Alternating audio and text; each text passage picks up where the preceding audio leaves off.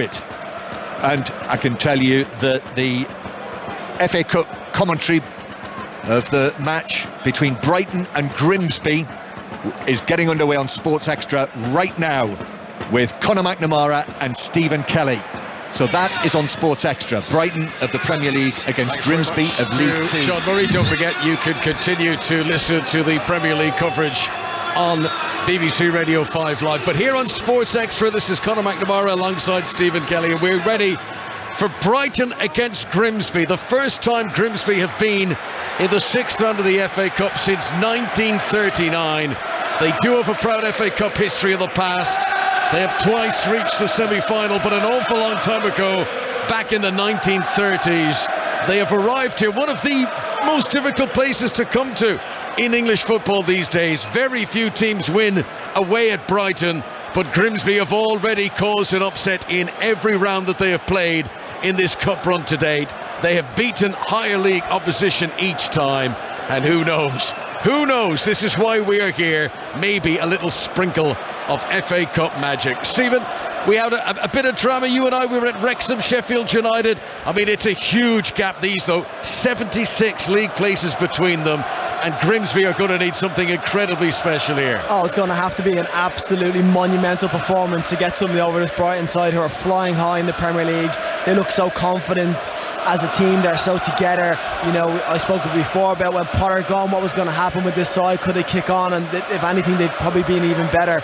So, you know, a really difficult place to come for Grimsby. But like you said, sometimes miracles happen, and it's going to have to be a big one for them to get a result today. Here come the players out of the tunnel directly below our commentary position here at the Amex. Brighton and Hove Albion in their blue and white stripes. Grimsby wearing a change kit of red. And out they come, and there's almost 5,000 Grimsby fans have made the journey. Their allocation sold out in a matter of minutes. They've come from Lincolnshire. They are hoping that there could be a big cup upset here. And having claimed a few scalps already, they're now in search of their biggest. Already Grimsby have come to the South Coast and beaten Premier League opposition. They beat Southampton in the last round, but Southampton's league form hasn't been anything like Brighton's, and it's a strong side that Roberto De Zerbi is named for this one. Oh, you just look at the players. You've got World Cup winners on the team. You've got players full of confidence. Young Evan Ferguson up front has been leading the line really well. You know, Brighton are a very, very strong side who play really comfortable possession-based football, and Grimsby have got to have everything about them today to try and get a result. But listen, they went to Southampton. We know what it's like to beat Premier League opposition. Southampton, not like Brighton, but listen, it's got to have to be a huge performance to try and get an upset here. There are 4 changes for Brighton from their midweek Premier League game when they beat Crystal Palace by a goal to nil here on Wednesday. The goalkeeper Robert Sanchez comes back in. He's slipped from his first choice status in recent weeks. Jason Steele has been starting the games, but Sanchez, the Spaniard, is back in for this one. Adam Webster returned to the heart of defence for Levi Colwill, who's only just back from injury. And Pascal Gross will move to right back in place of Joel Veltman. Then in midfield, it is full strength. Solly March, Moises Caicedo, Alexis McAllister and Karu Mitoma. Up front, Danny Welbeck drops to the bench. Evan Ferguson, the young Irish teenager, alongside Dennis Undav. And it looks like it'll be 4-4-2 for Brighton and Hove Albion to start this game. For Grimsby, they make changes from their game on Tuesday when they won away at Sutton United, but it's still a strong team. Max Trokum, the Kiwi goalkeeper, plays behind 3 central defenders, Andy Smith, the captain, Luke Waterfall, and Niall Maher. And then right wing back, Mikey Afete, who scored against Sutton on Tuesday. Left wing back, Anthony Glennon. In the midfield, Harry Clifton, Otis Cann and Gavin Houlihan. And the striker up top, Danilo Orsi. Orsi, who joined Grimsby last summer, having spent 3 years studying in the USA and Florida, where he broke his college's goal-scoring record. And he is hoping that he can add to the 1 FA Cup goal he's already got in this run. He scored against Luton in the replay game back in February. Well, the mascots are leaving the pitch. The TV cameras running off too. We are ready to get underway. Brighton against Grimsby in the FA Cup. You can also watch this game live on BBC television right now, but we've got radio commentary for you here on Radio 5 Sports Extra. The referee, Jared Gillett. There is VAR for this FA Cup tie, and never in the history of the FA Cup have a team from the 4th tier managed to reach the semi-finals. That is what Grimsby are hoping to achieve here. The winner of this one will be going to Wembley and into the last 4. And from Brighton's point of view, Stephen, there's only 3 Premier League teams as we get underway here. There's only 3 Premier League teams left in the Cup. This could be the year. 3 other teams apart from Brighton. This could be the year for them to maybe go and build on this league form. Oh yeah, with the form they're in the season, with the way they've been playing, this would cap it off, be a lovely feather for them to go on and get into a semi-final and maybe look towards that final. And nothing they have to go out and perform today, but they're a team that performs consistently well, so you expect them to come out and really give it. Marsh, who receives the ball now, has been in fine form as well. The last round against Southampton was the first time Grimsby had ever played a game with a video assistant referee, and they didn't realise you've got to contribute. Each team had to pay £10,000 towards it. They're like, whoa, what? If they didn't like VAR before, they certainly weren't enamoured with it. But Grimsby got the victory, and here they come away to another Premier League stadium, the Amex. Brighton have started playing left to right as we look down. Moise Caicedo plays a good ball through to Alexis McAllister, and he slips it for Evan Ferguson into the penalty area. First chance, shot on target, but saved by Max Crocombe, and Brighton just oozing their Premier League class already. Yeah, just a glimpse of what they can do. McAllister finds himself in a great pocket space, but his turn is brilliant. Opens up Ferguson off the shoulder defender. It's a great area. It's a decent connection. Doesn't get across Crocombe as much as he'd like, but it just shows what they can do in these tight spaces. So attempt on target already. Just over 1 minute played. Maybe setting the agenda, which Grimsby will be fully expecting. Matoma, neat footwork on the edge of his own penalty area, clears it away towards Dennis Undav. Nice accurate header will bring Pascal Gross into things. Gross, who started on the right hand side of the fence, launches it long, looking for Evan Ferguson, and he's beaten in the air by Luke Waterfall. He'll cushion the header back to the goalkeeper, Crocombe, once again. Yeah, good defending from Waterfall. He knew it. Ferguson pulled off behind him and had to get the header time correctly. But it just shows when McAllister picks up those pockets, Caicedo can find them in those spaces and he's willing to run on. They're very dangerous. Grimsby fans are making an incredible racket away to our right hand side. Hundreds of the inflatable Harry the Haddocks have been bounced and thrown and swished around. Black and white scarves waved in the air as well. The team wearing pink and red. Solly March on the halfway line turns and rolls it back to Lewis Duncan. If early impressions are anything to go by, Grimsby aren't going to press too high here.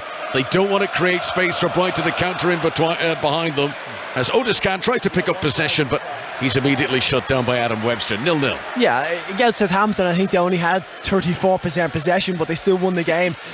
It doesn't always amount to much if you can contain the teams in front of you and then counter-attack, get the ball through the transitions quickly when you actually do receive it back. But it's about containing Brighton when they're in that full flow in those forward areas.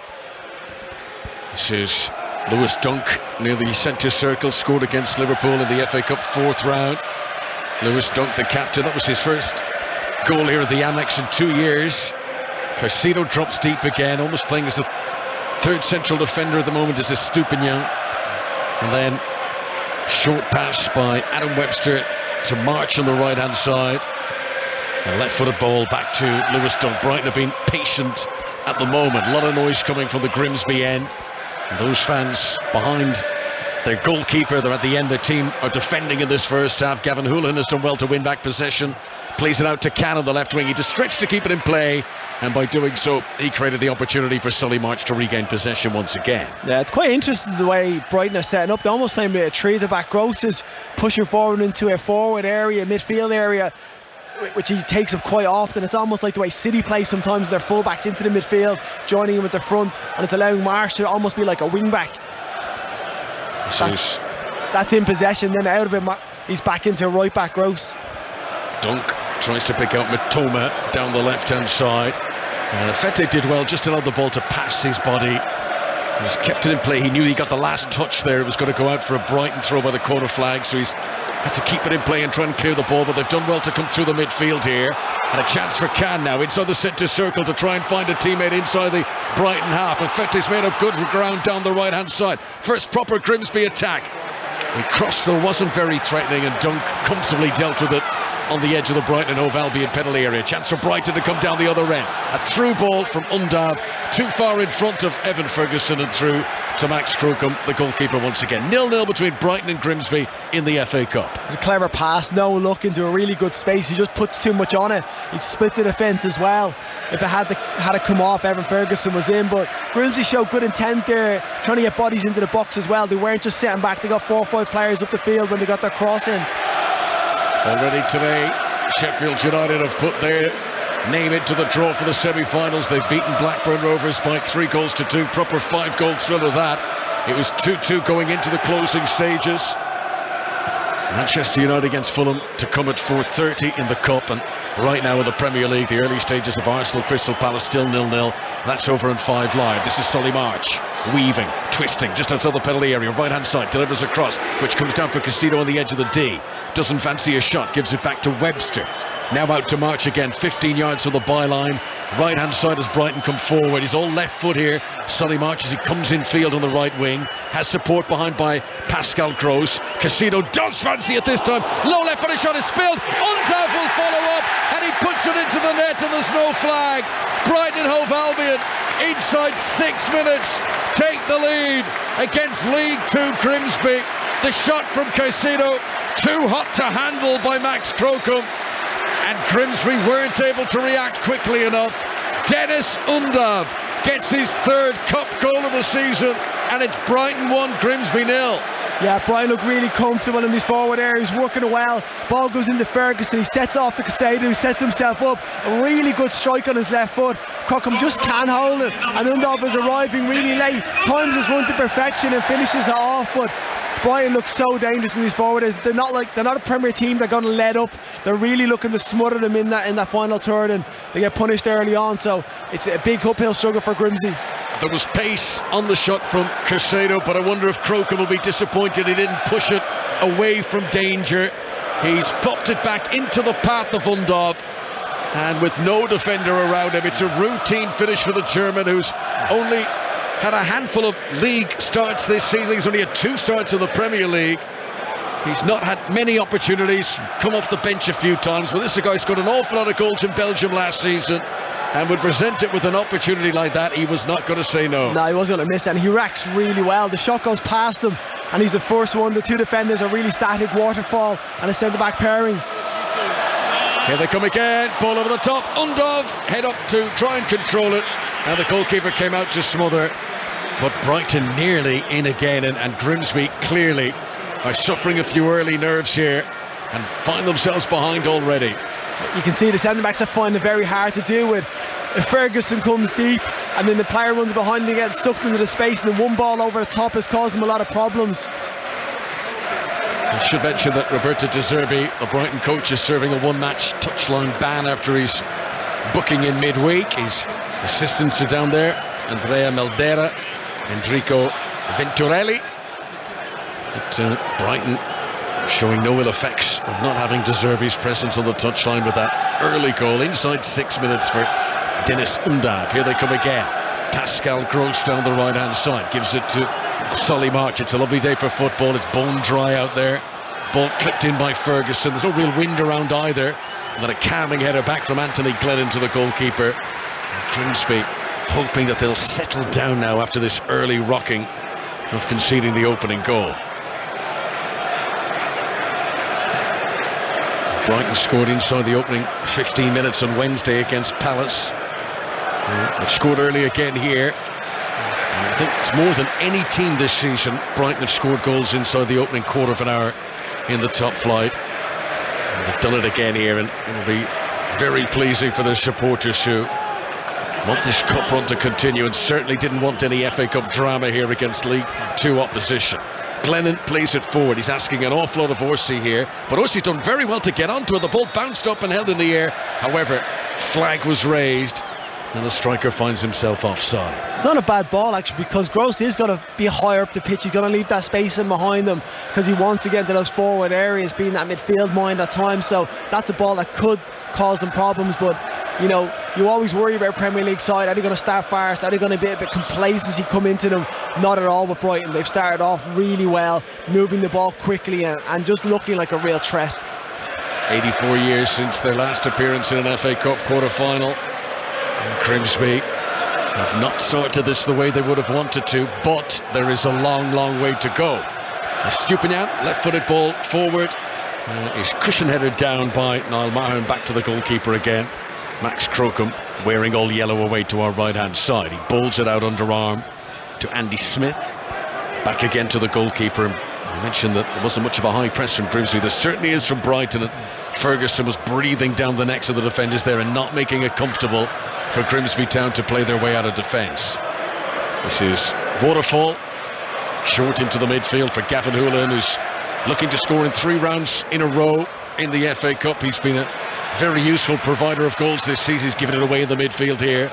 Caicedo plays it to Gross on the right hand side. Pascal Gross, who made his 200th appearance for Brighton in midweek. That win against Palace, crossed wires between him and Solly March, and the ball is back to Grimsby Town once again.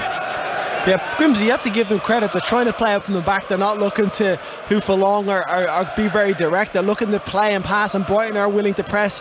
They broke the first initial one, but then it's the second one, the midfield. Caicedo, who picks up really good positions in the middle of the park, just sweeping it around, and he's been the one that's intercepted most of those passes once they broke the initial press. Header in the midfield, prodding the ball forward.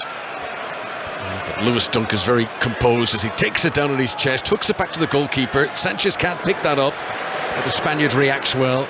Left-footed clearance, kept in play by Afete out by the touchline far side of the pitch from us, but that header just goes straight back to Robert Sanchez again. It's been an interesting story with the Brighton goalkeeper situation. I mean, they've had a fair few clean sheets through the season, but Sanchez has missed the last 3 Premier League games in a row. And Roberto De Zerbi says that Jason Steele, he now believes, is better suited, this is the quote, better suited to the precise style of play that he wants building from the back. How do you feel Robert Sanchez will be thinking about that? Not too happy, and I'm sure he won't be happy with Lewis Dunk giving him balls like that as well, because, you know, if you're trying to get into the side and show that you're a keeper capable of passing and moving out, which I think he well and truly is, you want better passes from your centre-backs. Absolutely. Here's another chance for Brighton. Ball into the penalty area. Unduff couldn't get close enough to crack in another shot.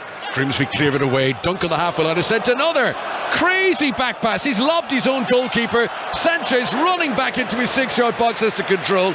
Okay, the first one was a bit dodgy. What was that? That was a shot on goal for Brighton in his own. It's an unbelievable strike in his left foot, but he's totally lobbed him. And again, like a few moments ago, he's given him a crazy back pass. I'm surprised Sanchez hasn't gone and given him one, saying, listen, that's a terrible pass to give me. Don't get complacent. Same again here. He's almost on the halfway line. And he smashes one back well over his head. You know, Sanchez was on his toes, gets back and shows all the calmness and comfortableness on the ball you want from a goalkeeper, really. More of that in a moment. Brighton trying to come forward. Gross had made a good run into the penalty area. Nice play though to hold it up by Otis Khan, and then the referee's whistle blows, and that's going to be a free kick to Grimsby. But I was at the recent Arsenal-Manchester City game when Kevin De Bruyne took advantage of a mistake and scored from long range.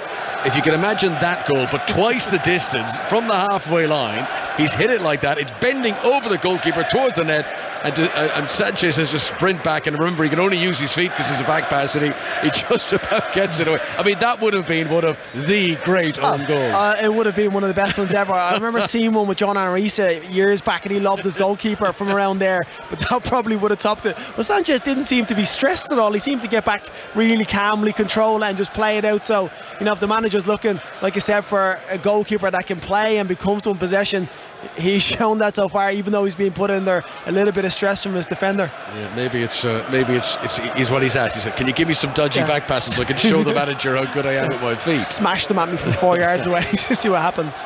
Brighton 1, Grimsby Town 0. If you're joining our coverage here on Sports Extra, early goal from Dennis Undav as the Premier League side in front against the club for the 4th tier. Stupinian into Dunk, strong Brighton lineup.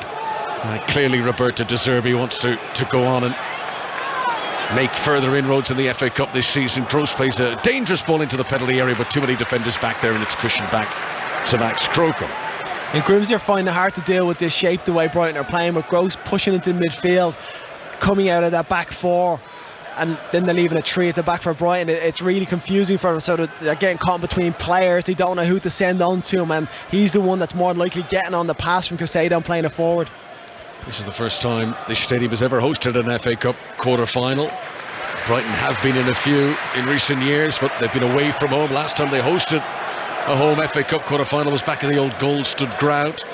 They've been playing here for 12 years now. It still, to me, feels brand new. I always think I'm coming to a really new stadium. Yeah, it's spotless clean, isn't it? It's a great setup. Brighton have done things the right way. Any team looking to progress to the leagues and have a platform or a blueprint how to do it, Brighton is the one. And now look at the level they're at, the players they're performing, the players they brought through their academies and stuff like that. It's a wonderful setup. It's a great mix of youth and experience in this Brighton team, when you've the likes of Danny Welbeck and obviously Lewis Dunk and Pascal Gross, but then you bring into the mix the youngsters like Evan Ferguson and Matoma, who's only 25. He's looked so good. McAllister, who's only 24.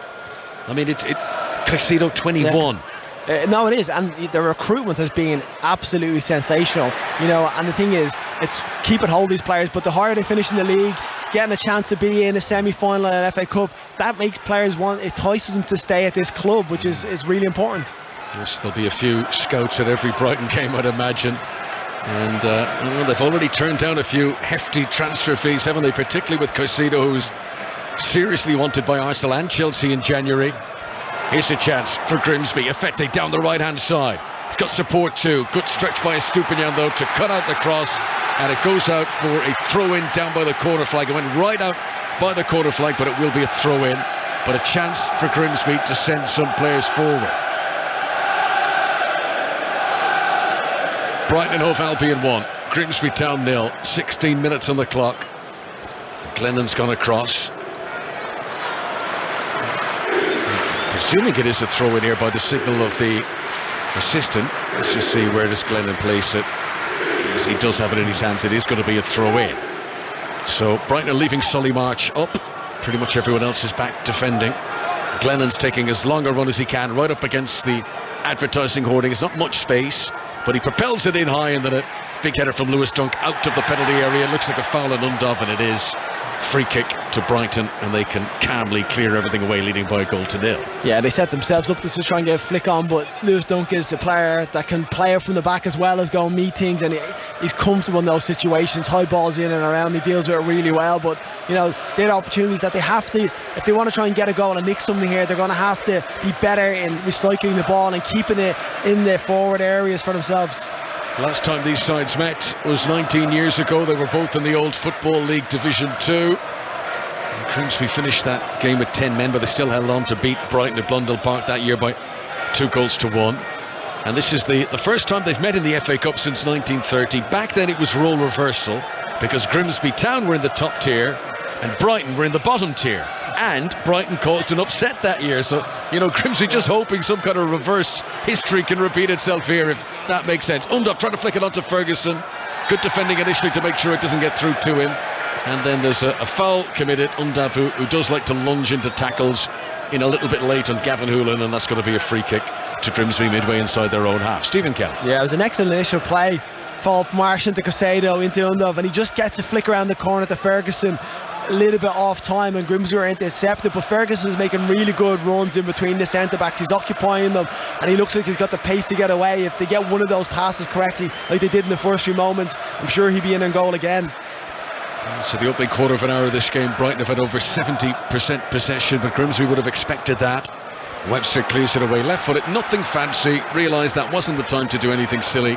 Just puts it out for a throw into Grimsby down the right-hand side for them, and Andy Smith comes forward. Smith is on loan from Hull City. It's the second season he's come on loan from Hull to Grimsby, and he takes the throw in 10 yards outside the penalty area, right-hand side, gets it back, then launches it down the byline to Efete, who was offside, and I don't think that cross remained in play anyway. I think he'd gone out of play before he hooked it in, but offside flag was raised. Whistle blown, free kick to Brighton, who are, well, it's very calm and it's very under control for the Premier League side with 19 minutes played. It's extremely comfortable for them. Grimsby haven't been able to really get after them, and I'd like to see them come out a little bit more. You don't want to open yourselves up and expose, because Brighton will pull them apart, but try and get a bit more physical with them, get in their faces. At the moment they're trying to keep their shape and just occupying. stop the passing lanes, but at some point they're going to have to come out and try and get after them, and not this early in the game, but at some point they will. This is Adam Webster, who played against Grimsby 10 years ago when he was an Aldershot player. That was back in the conference. And here he is now representing Premier League Brighton, playing alongside Lewis Dunk, the heart of the Brighton defence. They exchange passes between the two of them. Then a low ball towards Ferguson, immediately shut out by Niall Maher as he slides in and clears the ball away. Here comes Gross down the right-hand side. Heavy first touch, shows too much of it to Glennon. Grimsby get it back again. Kieran Green. Glennon's ball, very difficult one for Khan to control, surrounded by opponents, and he'll do well not to lose it here. They've just got to get the simple things right, Grimsby. It's all a bit rushed when they do get in possession at the moment. It is, yeah. That little pass inside, that's the one that makes the difference, isn't it? If you can keep that on the ground, keep it to feet, then you can have a chance to keep possession and move out the other side. But they get it wrong and allows Brighton to win it back. This is Pascal Gross midway inside the Grimsby half. Brighton are playing from left to right as we look down. If you're just joining our coverage, Brighton lead by a goal to nil, scored by Dennis Undav, who scored against Middlesbrough off the bench in this competition in January, and he also scored against Forest Green in the League Cup in August. Those have been his 3 goals now for Brighton since joining the club. This is Webster near the centre circle, no pressure on him at all really, and he plays it out towards the left wing to Alexis McAllister. The day that McAllister was lifting the World Cup, Grimsby Town were getting ready for a game against Harrogate. That was the difference in the football spectrum. But here they are up against each other in the FA Cup. These wonderful mismatches that the competition throws up. Glennon hustling for it, but outsmarted by March and Gross between them, right hand side for Brighton. Solly March gives it back to the feet of Pascal Gross, who runs infield from the right touchline and gives it to Purvis Estupiñán. Yeah, to be fair, Grimsby have condensed it really well. All you can see is a sea of pink jerseys every time a Brighton player, but look how far Lewis Dunk is up the pitch. He's past the other side of the semicircle, and he's the deepest player on the Brighton side, and they're just trying to completely occupy their territory and trying to find that space in between the lines. But Grimsby are doing a good job shuffling across, denying space, but when they get it here, Matoma. Here's Matoma, great ball across the face of goal and slid away by Glennon out for a corner. Well, that just oozed danger. Matoma's pace, the weight of the pass to him, and he sent it into the area he would have wanted to, but no one on the end of it. And that's exactly it. Grimsby are off behind space. As soon as one player comes out of position, Brighton can capitalise. Matoma gets in behind and he puts in a sensational cross here, whips it across the face of goal. Keeper can't get to it, and Marsh is coming on the far post, and it's good defending just to knock it out for a corner. Just watching the replay here, Pascal Gross was the Brighton player who was well positioned, who might have got there, and he'd an arm on his shoulder which saw him dramatically fall to the ground of the penalty area. Haven't taken the corner yet, and I think the officials are saying just hang on a moment while VAR looks at that. There's no big touch, but it's a hand on a shoulder which Gross dramatically goes to. I'll be surprised if VAR takes any action. Yeah, but they're asking the officials to hold. Yeah, they're holding on and waiting, and you know, they're gonna, I'm sure they'll assess it hopefully quite quickly and let the game go on if they deem it. It's quite a funny moment here. Pascal Gross wants to take the corner. Remember, he's the player who's intentionally fouled. He says, come on, play on. And the officials will say, no. They're analysing this to see if you were fouled. you may have got a penalty. and he sort of said, no, look, come on, get on with it. It's not a penalty. Right, here it comes. Brighton's number 13. Corner kick on the right-hand side. Floated in. Webster got up too early. He was on the way down when the ball reached him. And Estupiñán doesn't really control well on the edge of the penalty area. And a challenge in on Harry Clifton as Clifton tries to come in the counter-attack. And Estupiñán, who's been a good signing since he joined from Villarreal in the summer, make sure there's no counter-attack there. Yeah, sure. The pace he shows to get back. But again, another player that went off and had a wonderful World Cup for Brighton. Now 3 or 4 in this team that went and really made headlines on the biggest stage in world football. And that's what Grimsby are up against. Brighton at Hove, Albion 1. Grimsby Town 0. This is the 2:15 kickoff. FA Cup quarter-final. Offside again against Grimsby as they tried to get it forward, but Clifton was the man in an offside position. Harry Clifton, who's already scored 2 goals in this FA Cup run. He scored home and away against Luton Town in the original game and the replay. He's only ever played for Grimsby. Harry Clifton, his manager Paul Hurst says he's the fittest player in the squad. He's the definition of a box-to-box midfielder. It's a good run. He just gets the timing slightly off, but he's the one that's going to have to link in and join up when they do get into those forward areas, because it's about getting bodies in and supporting the front man who's very isolated. So Grimsby have yet to attempt a single shot in the game. They've not had a touch inside the Brighton Hove Albion penalty area. Webster picks out Undav, the goal scorer. First touch to Gross, now down the right wing to Solly March. Level with the edge of the penalty area that they attack. Drags it back onto his left boot. Good cross. Header on target from Undav. No power though. Comfortable save from Max Crocombe. Again, really good play down this right hand. So Gross gets out to Marsh, who is so lively, can go both ways, but opts to come on his left one, whips in a good ball. Undav times his run to perfection, just can't get a direction into the corner, and it's a comfortable save for the goalkeeper. So a long clearance by Max Crocombe, who was born in New Zealand but raised in England. He has been an ever-present this season. Long ball into the Brighton half, but Dunk deals with it comfortably, and Brighton regain possession once again. Brighton playing left to right as we look down.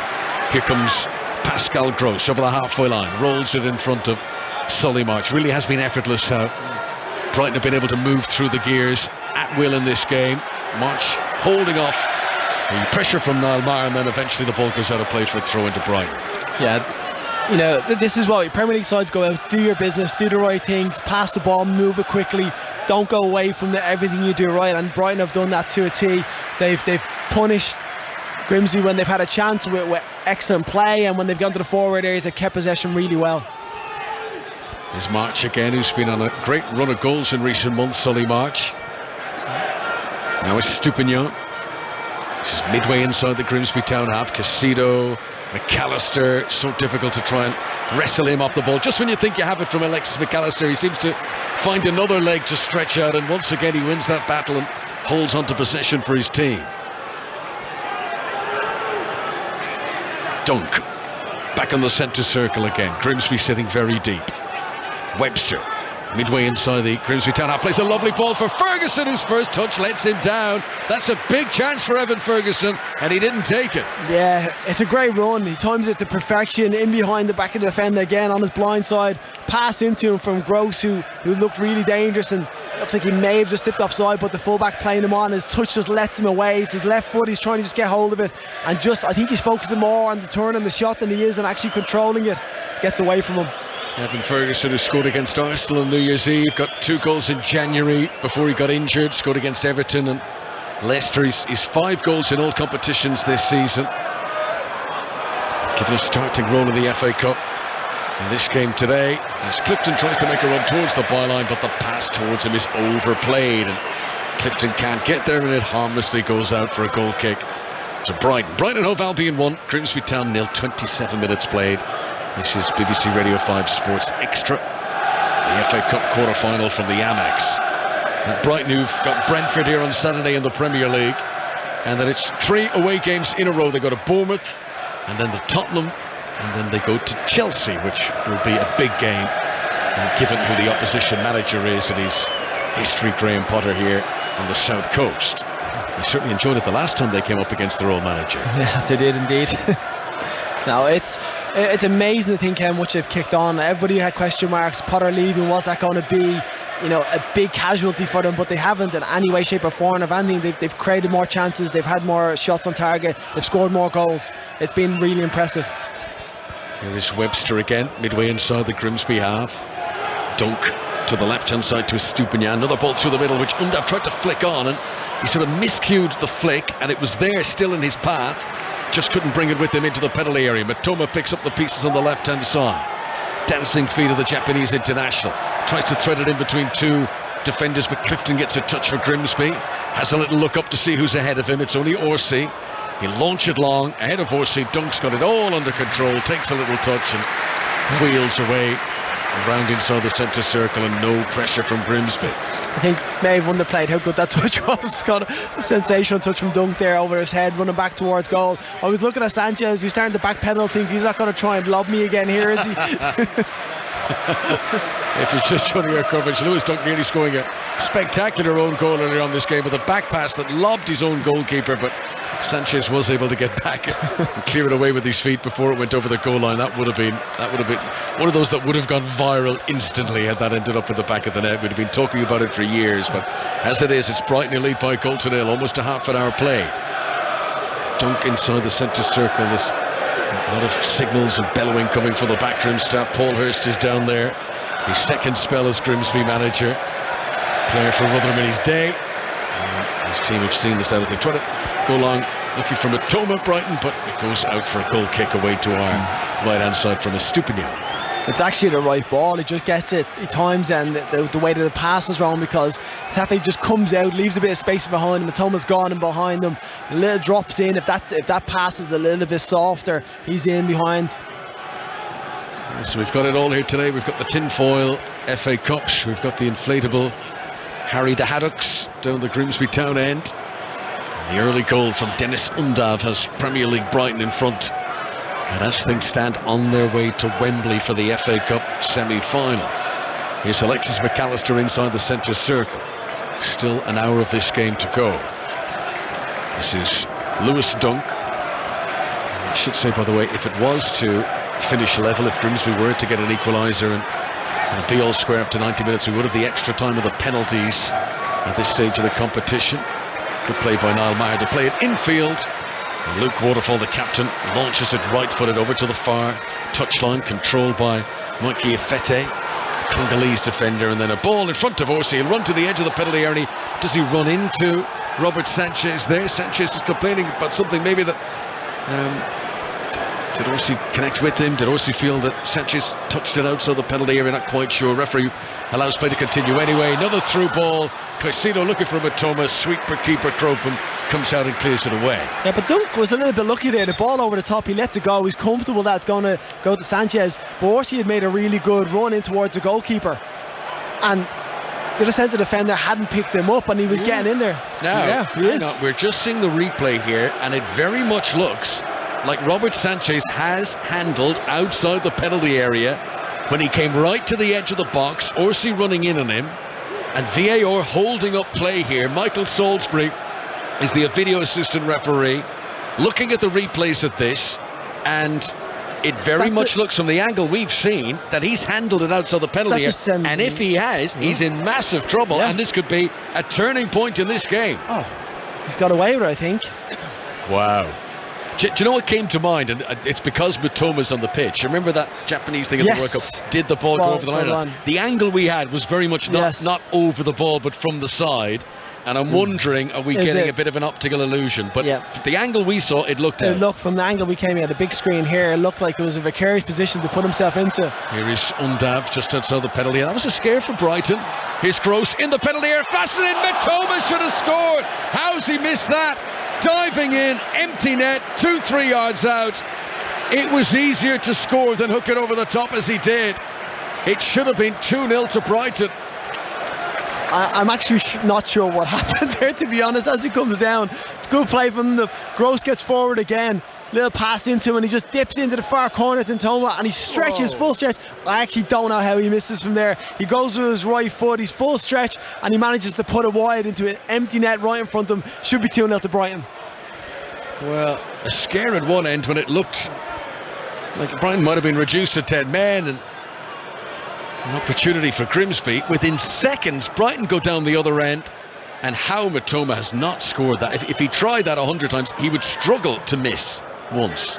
It's a pretty spectacular miss, but Kroos under a bit of pressure on the edge of the penalty area, but he does get it back to Robert Sanchez, who clears away. Good play from Sanchez.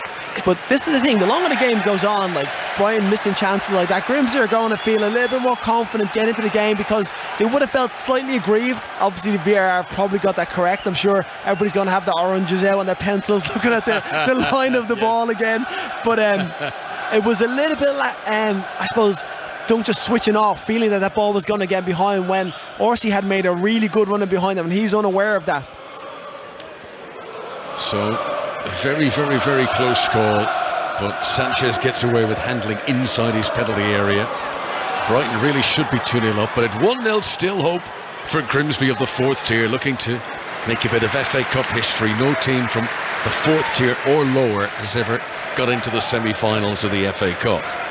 It's been a great run for them to get even this far, but they don't want to let this opportunity slip, and it still is an opportunity at just 1-0 down. Still possible, absolutely still possible for Grimsby. Yeah, and the longer the game goes on at 1-0, the more they're going to feel like we can nick one here. We need a corner, set play, something to get us in their half of the pitch, and then we can cause right problems. But Brighton have yet to put the game to bed. They're absolutely dominating possession. They're doing the right things. They're moving the ball really quickly. But Grimsby are setting up such a deep block. Look at both teams are condensed within probably 25 yards of space in the entire pitch. It's an unbelievable amount of players to be squeezed into one area. Here's Sonny March to the right wing. Undav tried to lay it off. He's looked a bit rusty, Undav, which is understandable, the very few number of starts that he's had. He's trying to be a link man. He's got Ferguson as more of the target man. But just struggling to pick out those plays. First touch, you won't be delighted with that so far in the game, albeit he did well for his goal. There's a nice touch, nutmeg, but he can't get on the other end of it. Andy Smith is across to get it back for Grimsby, and then a poor pass by Otis Khan has given it away, and he sort of gives a shrug there, and he's blaming the recipient of the pass, but the ball was behind his teammate.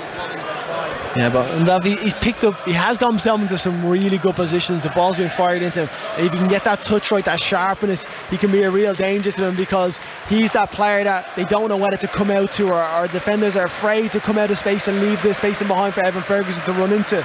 Dennis Undav was the top scorer in the Belgian League last season. He got 25 goals. He was also named Belgian League Player of the Year. That's why Brighton decided to bring him to the Premier League. But former Danny Welbeck and Evan Ferguson coming through. He's only had fleeting opportunities. This is Matoma down the left-hand side. Lovely first touch to get it under his control. Now the burst into the penalty area, and Afetik's done really well. Sliding tackle to put it out for a corner. If only Matoma's touch wasn't that good in front of goal. It was a sensational crossfield ball outside of the foot, brings it down and then takes him on, but Afetik gets back with a really good sliding tackle. I have to say, he's one of my favourite players to watch this season, Karu Matoma. When he gets his acceleration from a standing position to full sprint is incredible. Yeah, he's electric, and again, both sides, left foot, right foot, technically so gifted. I'm still baffled that he missed that chance, to be honest. Incredible. More on that in a moment. Let's see what Brighton do with this corner. Brighton Hove Albion leading Grimsby Town by a goal to nil. 10 minutes to go to the break. It's an in-swinger, and it nearly curled in from Pascal Gross, and back-pedalling Max Crocombe pushes it with his palm over the crossbar, and it goes out for a corner once again. Matoma, who's got 8 goals in all competitions this season. Between goals and assists, he's been involved in more than any of his teammates this campaign. He should have had another one here. Corner's taken short, this time on the near side. Gross sells a dummy to get into the penalty area. Dinks one, Matoma, and full on the volley, puts it over the top and into the Grimsby fans behind the goal. Yeah, that's more forgivable, not to hit the target with that. A little bit more forgivable. You know, when he sets up and he lines up, you see his technique. You think he's going to connect it beautifully. Undav does really well. Just leans into the defender, lets the ball go over his head. And Matoma, you think he's going to get a decent connection on it, but he slices it over the bar. Give us the insight, Stephen. If you were to mark Matoma, would you try to get at him before he gets going, or do you back away from him and try and get the head start? I don't think you can back away from him. If you can get tight to him initially and force him back, he's strong, but he's slight, isn't he? So you get physical with him, get in his face, push him back as much as you can, because as soon as he gets turned and run at you, then you're in trouble, because he's so comfortable both ways, left foot, right foot, and he's going to want to run at you the whole time. Grimsby trying to play it out from deep here. And this is where they've come unstuck a few times. Just the quality lacking against these Premier League opponents. They've lost on the edge of the area. Casino! And he shot his off target. It was an attempt from the Ecuadorian that set up the goal for Undav. And this time he didn't hit the target, but they're being brave, Grimsby. They're trying to play it out, but it is a high wire act. It's brave, but sometimes it's not worth it. You're not creating anything from that situation. All you're doing is drawing pressure on yourself and not alleviating it. You have players in behind, sometimes maybe spin Brighton back, push them back a little bit. It's great. It's really encouraging to see teams trying to play football. When you have a high press like that, sometimes you have to break it. And Casado is a great shot in the similar area to where they scored the goal from, but just didn't hit the target.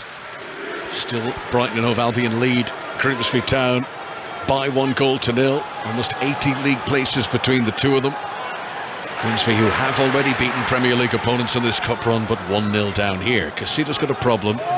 He's just kind of almost walking on tippy toes down there, and now he bends forward and puts his hands in his knees, and you'd imagine the circumstances, there's no real point in taking major gambles with one of their best players for Brighton. He's not quite gone down, but he's down on his haunches here and clearly feeling discomfort. The way he's moving, I don't know whether it's a knock and he's... Ball's given away briefly in the midfield, but Dunk gets it back again. Yeah, I don't know whether it's a kick and he's just trying to shake it off, but he's trying to stretch his back out. I don't know whether he's done him something a little bit more serious. But yeah, you wouldn't want to take a risk, not with a player that's been absolutely influential in your season so far. He's running, but he's hobbling down there. Caicedo will keep an eye on him. McAllister gives it back to Dunk. Grimsby still playing very, very deep. And almost all the outfield players are in that final third that Brighton attack here at the moment. Low ball received by Undav with his back to goal. Into the D. Support available behind. Webster plays it into the penalty area. Pascal Gross will challenge between Glennon and Maran. They're able to clear it away left-footed. But not fully clear their lines, Grimsby, which has been said a few times. The proper old-fashioned up and under will wallop it away there by Kieran Green, and it lands just in front of the Grimsby dugout. It goes out for a throw-in to Brighton, who still lead by a 1-0, 5 minutes to go to the break. Yeah, if they get into half-time and they're only 1-0 down, they've not really, the keeper hasn't had to pull off loads and loads of saves. The shape has been excellent. They've worked really hard in condensing that space, blocking passing lanes, just making it really difficult for Brighton to find areas in for them to play between. So, so far they've put up a good test. Here come Brighton again. McAllister picks out Mitoma into the penalty area, back for Pascal Gross, and he puts it over the top. Brighton might well have put this cup tie to bed already, but misses by Mitoma, and just then Pascal Gross are keeping it at 1-0.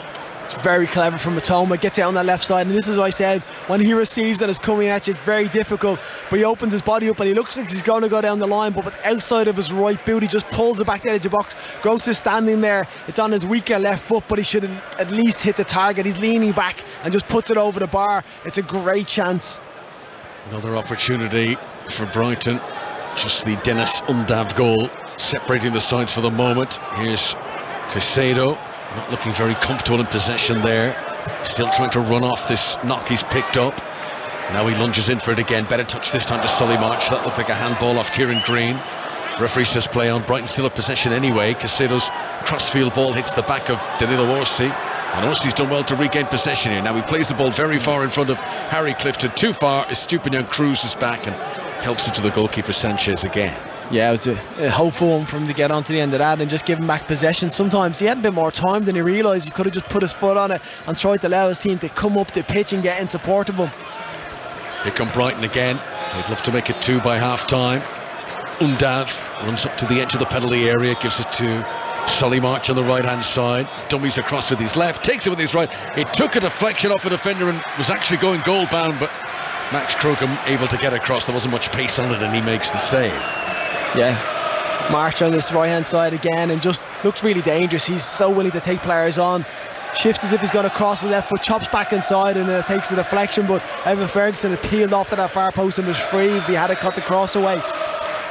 Jason Mohammed, by the way, will have highlights of today's Premier League action, Match of the Day 2 on BBC One at 10:30 this evening. You can listen to that Arsenal against Crystal Palace game live from the Emirates right now over on our sister station, BBC Radio 5 Live.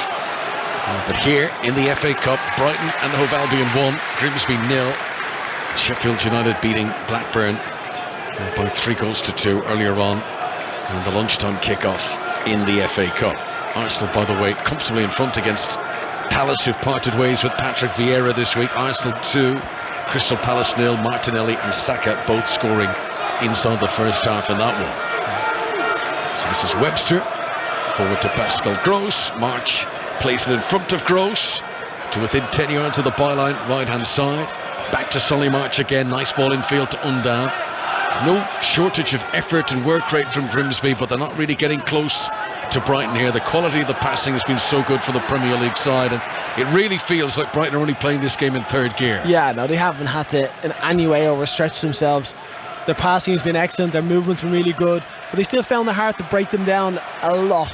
You know, at times they have gone behind Matoma when they've switched off, but they've limited them to few chances that have hit the target as well. Crookham has not had to pull off many big saves, and like I said, if they enter half time at 1-0 down, they'd be very pleased with the effort and the performance they put into this point. The Monday Night Club is back on 5 Live tomorrow from 7 o'clock. Mark Chapman, Chris Sutton, Micah Richards and Rory Smith as usual. And with the international break coming up, England in action with the Euro 2024 qualifier against Italy on Thursday. And you can listen to that game on 5 Live, evening kickoff, 7:45. There's commentary of the women's final of the Indian Wells tennis this evening from 8 o'clock here on 5 Sports Extra. So 30 seconds of normal time remaining in the first half of the Amex. Grimsby fans who've come in big numbers, big voices, knowing it was going to be tricky, and how they must wish that one goal that separates the team was not there. I mean, at 0-0 they would be even giddier with excitement. I mean, they're still remaining positive, but there is just that little sense of doom, the fact that Brighton have got themselves the lead, and they did do so early in the game that if you weren't with us, it was inside 6 minutes. Yeah, it was a good goal. Undov gets in really quickly, reacts fantastically well, and you got an impression that the Grimsby centre backs are a little bit flat-footed for the rebound. Keeper didn't get any protection whatsoever. Paul Hurst will be pleased that Brighton haven't been able to add. Here's Matoma though into the penalty area, back for Solly March, who pulled the trigger. He had swung the leg, but Kieran Green nipped in and got there first. They tried to counter. Houlihan to Clifton on the right hand side, back into Khan, and passing it, holding it for Grimsby. That's nearly worked. A little reverse ball back to then go forward. Clifton was making the run, but it's Stupinian with a very good interception, and Brighton regained possession. And now with Grimsby having committed players up the field, they're a little lighter at the back than they have been. Solly March on the right wing pulls it back on his left boot. He's got the support of Pascal Gross with him. Those two have combined well on the right wing for Brighton in this game so far. There it is, barely the full minute played of the stoppages at the end of the first half, and the referee sends them down to the changing rooms for the break. Brighton and Hove Albion 1, Grimsby Town 0. Dennis Undav took his goal. Mitoma really should have had it, and Pascal Gross two big chances left out there by Brighton and Hove Albion, and Grimsby will feel with those misses that they are still in this. Stephen Kelly. Yeah, absolutely. You know, they've limited them to one goal. Brighton could have a couple more. Gross with particularly that pull back in Matoma on that far post. They could have been 3-0 up, but they haven't put the balls in the back of the net, and Grimsby have put in a huge effort to try and contain them. Brighton though look comfortable. They haven't had to really press themselves or get forward loads. They just pass the ball comfortably, buying their time, waiting for those chances to come along. So you feel the second half of Grimsby come out, they're going to have a huge effort to try and get back into this game. Right, they'll be getting underway very shortly for the second half of Arsenal Crystal Palace in the Premier League at the Emirates. So during the half-time break here on 5 Sports Extra, we're going to nip over to join that, but we will be back for the second half here. At the moment, it is Brighton Hove Albion 1, Grimsby Town 0. Things happened so far this weekend, and they'll be hoping that nothing goes on during the Grand Prix as well. Jack, thank you very much for that. That's Jack Nichols, our F1 commentator. Commentary from 5. There'll be plenty of build-up between 4 and 5. That's the second race of the season. We'll have reaction to all the day's action. We'll weave it in for you. Don't forget, we've got Rugby League following Brighton Grimsby, which is on Sports Extra. At half-time, it is Brighton who lead the League 2 side by a goal. And we've got tennis later this evening. But here and right now on 5 Live, it's back to the Premier League. It's back to the Emirates. And let's see if Arsenal can continue their sensational football in the company of Danny Gabardon and John Murray. Yes, sitting here right at the front of the top tier at the Emirates Stadium, looking down on the tunnel, watching the Arsenal players absolutely bounding back onto the field. Danny Gabardon, they look as though they cannot wait to get going again. Well, I'm not surprised, John, because that was outstanding at times in his first half from this Arsenal team. You just kind of get that feel about them, don't you, this season, where they've been really enjoying their football. Everything seems to be coming together. What do Crystal Palace do here, John? I really don't know. I'm not sure what was said in the dressing room at half-time, but they'll just be looking to not concede second half and hopefully do a little bit more on the counter-attack. Yeah, get a goal would be a start for the first time in 5 matches, but no substitutions at half-time. So the teams, as the second half begins, with Arsenal leading Crystal Palace by 2-0. Arsenal, Ramsdale in goal, White, Holding, Gabriel and Zinchenko. Somebody's having a good time behind us, aren't they? Must have told a good joke. Partey and Xhaka, then Odegaard, Saka, Martinelli in the wide areas, and Trossard through the middle.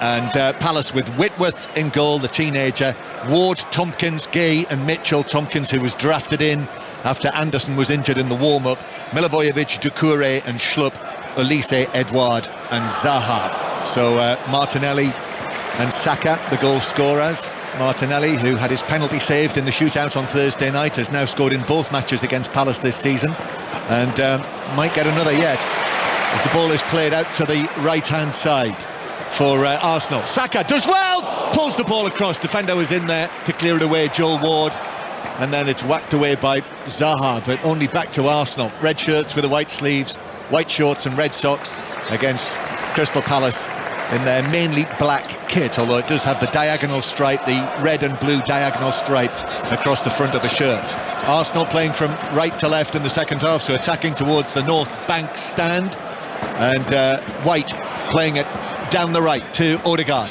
Odegaard looking for the overlap from Saka. Saka pulls it across, half cleared by Tompkins. Zinchenko, left foot shot, hits a defender. Tompkins in there, bounces right across the penalty area to the left-hand side. Martinelli is then dispossessed by Elise, and Palace might get it away. They do, left-footed through Elise, but just it comes straight back at them. That's the problem. Holding heads it forward, and now Odegaard again. Arsenal are looking for the third goal here, which would absolutely kill this match off and win the 3 points, I'm certain. Trossard now on the left, even on this weekend. Martinelli, his ball swung over. Odegaard couldn't get there, took a flick off ahead. Still Arsenal in possession. White, right corner of the box. Palace are absolutely pinned back in their own penalty area. Saka then angles it, brilliant pass. Partey tries to give it back to him. In fact, White's there as well, but the ball is shepherded behind by Doucouré for a goal kick, and Palace, well done Palace for surviving that. Well, just about luck more than anything, I would say.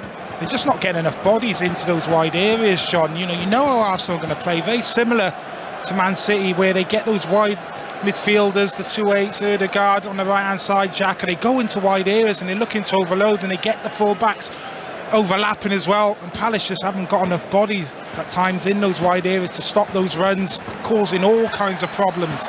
It's now half time in the third of the FA Cup's quarter-finals. Chris Wise?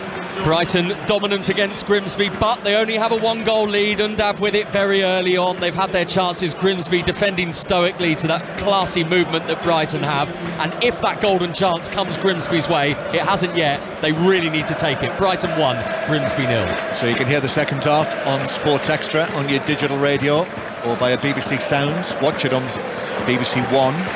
There will be 606 later, but that will be after the Saudi Arabian Grand Prix, which is on at 5 o'clock on 5 Live. And as ever, the football pages of the BBC Sport website and app will have everything covered for you. Match of the day tonight on BBC One, or indeed on the iPlayer. You're involved, aren't you, Danny, on Match of the Day tonight? Just coming from the stadium here. Straight downstairs after this. Yes, all platforms. I saw Jason Mohammed a little earlier. He'll be presenting it tonight from pitch side. And of course the 5 Live Football Daily podcast in the morning, which will round everything up, all the various competitions that have been played this weekend on BBC Sounds in the morning, which is where you'll also get the new Match of the Day Top 10 podcast, which is new out this weekend. Not sure where they've found the time to do that, but it's a free kick in the centre circle for Arsenal.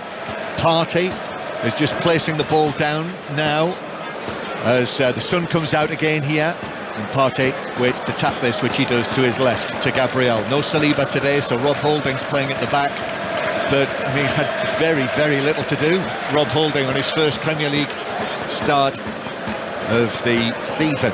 As BBC World Service listeners join us during this 2 o'clock kickoff in the UK, with almost 5 minutes played in the second half, and Arsenal in command, leading through the goals from Martinelli and Saka in the first half, and looking at what would be an 8-point lead over Manchester City going into the internationals, the Euro qualifiers. But Palace coming forward, and here's Schlupp just passes it behind Zaha, so that slows the momentum of the attack.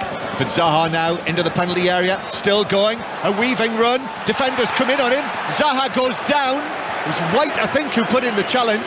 Zaha went sprawling, but referee Stuart Atwell was having none of that in terms of a penalty appeal. Yeah, never a penalty. I just wondered if Wilfred Zaha maybe could have just swung the left boot and got a shot away. Gets inside the 18-yard box, chops onto his left foot, but Arsenal do well in the end. They just kind of crowd him out, and definitely not a penalty. Saka, wasn't it, who came in with the challenge that if it had been given as a penalty, that would have been he would have been the player who'd conceded it. But I think it was one of those where Zaha as much put his legs into Saka as the other way around. Yeah, really good from Saka though as well. You know, realising that Wilfred Zaha's a tricky customer inside the 18-yard box. You do not want to be left 1v1 with him, so he gets back in and helps his full-back out, Ben White. Well-timed challenge. 6 minutes played. Arsenal 2, Crystal Palace 0. 6 minutes played in the second half, that is, as Edouard has it on the right-hand side. Paddy McCarthy, he is a casually dressed manager. I suppose you would call him a tracksuit manager rather than the designer managers that seem to be all the rage. Yeah, I think a few of the ex-Palace players we played with were ribbing him a little bit this morning in the group chat, wondering what colour suit he was going to put on. So I think he went safe. He did, very safe. Here's Elise now to Ward on the right-hand side. That's blocked by Zinchenko, comes out to Elise. A rare Palace attack. Milivojevic now, the experienced Milivojevic, 31 years old, brought back in for this one with Lokonga not able to play against his parent club. Back to Tompkins now to Elise on the right-hand side. This is as sustained a period of attack as we've seen from Crystal Palace in the match. Elise crosses left-footed, but that's headed away by Gabriel. Comes back though to Schlupp just outside the box. Might have been a free kick. Schlupp though played it back to Ward. Ward now picks out Zaha with his pass. Zaha with the ball on his ground, takes on White, shoots, and Ramsdale has to make the save.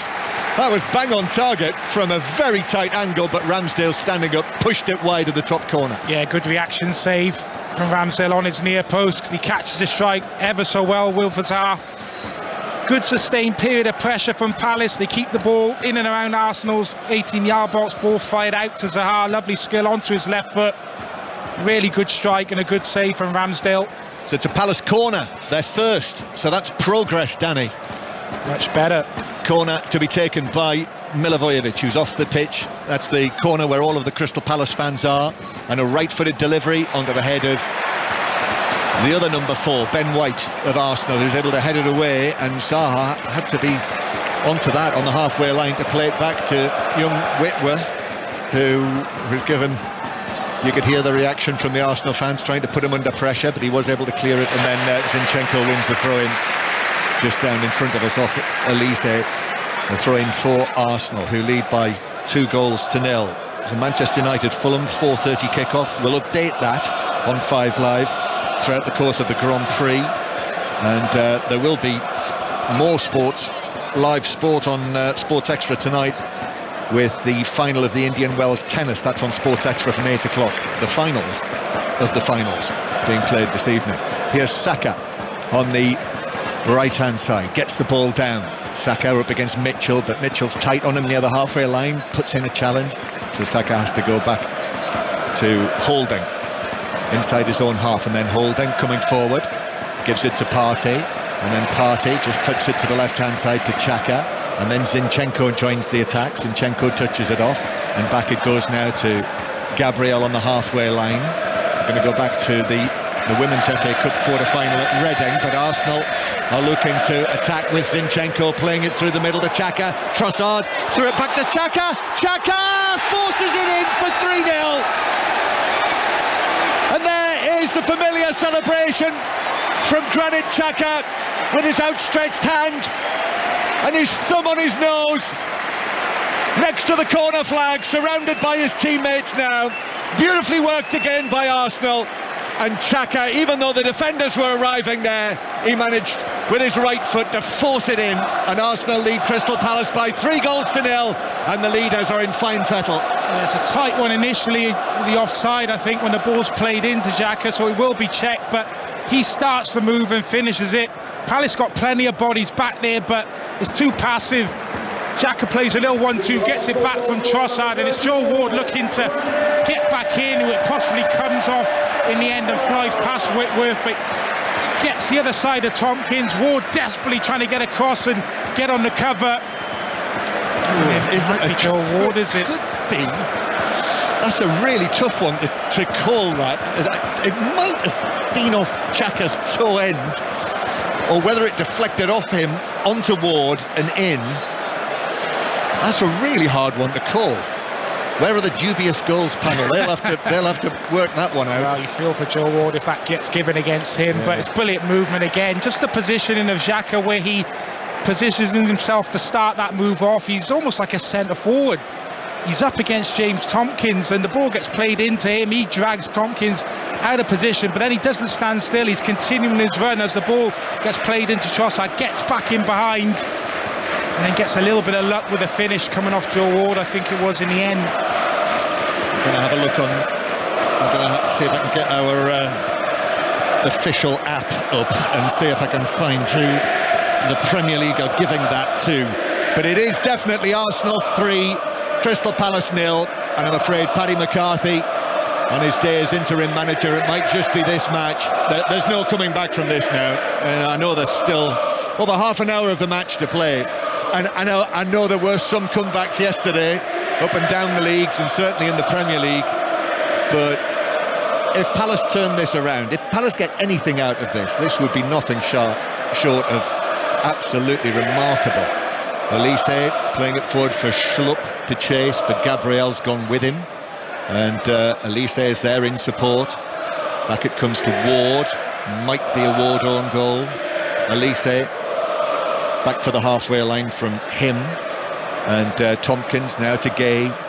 Gay waits and waits. Odegaard closes him down, so he uses Mitchell on the left-hand side, and then back it comes into the centre circle, and Palace being forced back all of the time. So let's go to Reading, Chelsea in the Women's FA Cup quarter-final, and Sohail Sahi. Well, it's the same scoreline here, John. It's Reading 0, Chelsea 3. The holders are looking like they're through to the last four of the FA Cup. Good finish, good move from Gerta Wright, and she started it and she finished it. Reading 0, Chelsea 3. And in the other match currently underway, Birmingham 0, Brighton 2. Manchester United already through, winning earlier at Lewis. And Sheffield United through in the FA Cup. If you heard the commentary earlier, dramatically so as well. 3-2 against Blackburn. Tommy Doyle's excellent winner. We heard from him at half-time. There's Elise here for Palace, crosses left-footed towards the far side of the penalty area, headed away by Holding. Comes out for Zaha, who gets it down. Zaha's ball across. Hits Saka. Back to Palace though again. And we will just come in over the dulcet tones of John Murray there. This is Conor McNamara at the Amex Stadium. We have got the second half of Brighton Hove Albion against Grimsby Town to come here. If you want to continue listening to events at the Emirates, you can switch to BBC Radio 5 Live right now for the conclusion of that game. But 1-0, the difference between the teams. Dennis Undav scored after 6 minutes. There's been changes from the visitors Grimsby over half-time. We'll bring a confirmation of that in just a moment. But there's one goal in it, Stephen Kellyan, and one goal in football, there's always hope. Yeah, it's, you know, Grimsby have got a lot to play for in the second half. It's still a tight affair, even though Brighton have completely dominated proceedings. They've been the better side, they've kept the ball really well, but they found it hard to break them down. If Grimsby have a little bit more about them in the second half and stop giving possession away, they might get a chance, but they've not really looked to threaten the forward areas. They've made a couple of changes, I think, to try and change that up and be a bit more of an attacking option. I think McAtee comes on up front instead of Orsi, and that's a change for them, so they're probably maybe a little bit more direct with him, physical presence up there.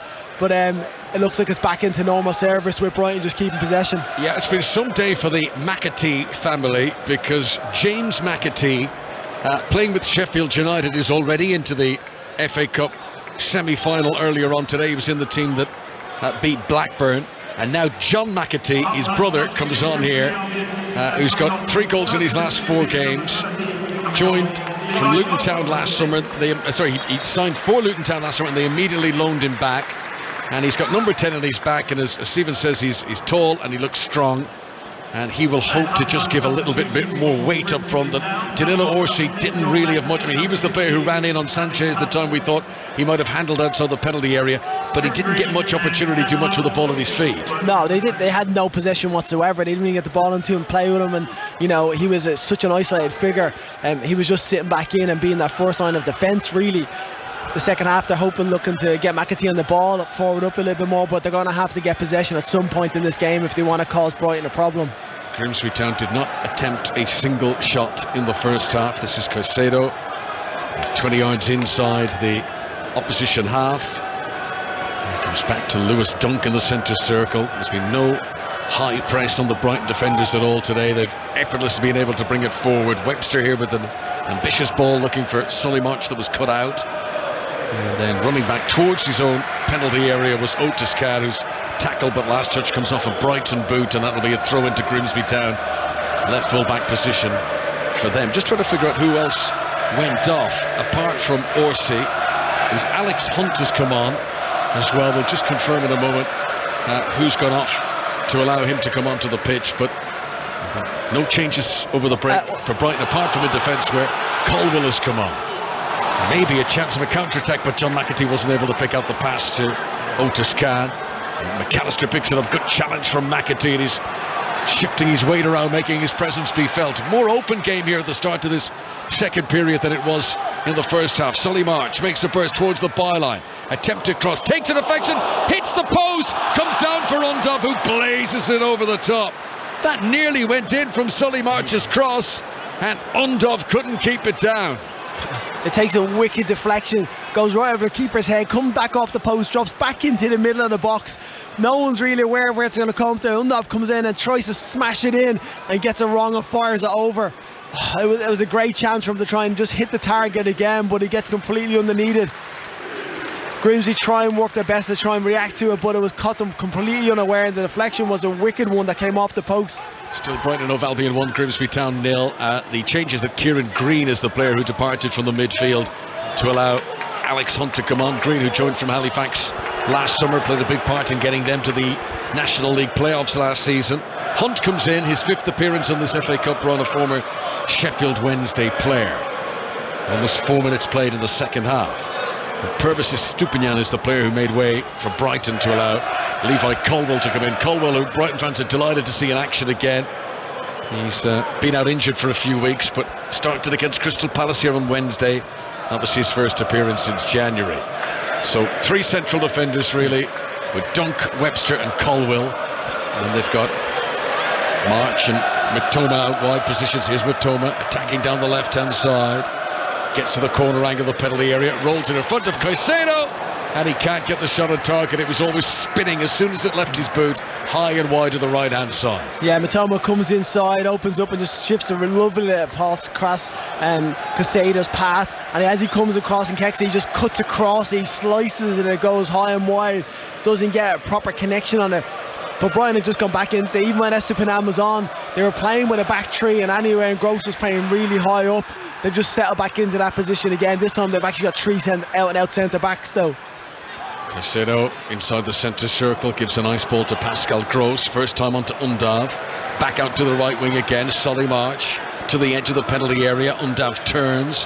Caicedo available behind him. 10 men behind the ball for Grimsby Town of the 4th tier. Caicedo is forced to turn in the end and retreat back to the centre circle, and Lewis Dunk. If you weren't with us for the first half, Brighton probably should have had 3 goals. They had a whole host of chances. Here's one for Evan Ferguson, who turns and who scores. How neat and tidy was that? The ball came to him with his back to goal. He pirouetted and brought it with him all in one motion, and so calmly tucked it into the bottom corner. A goal that oozes class for Evan Ferguson, his 6th of the season, and Grimsby in deep trouble now. 1-0, always a chance, but away from home against Premier League opposition.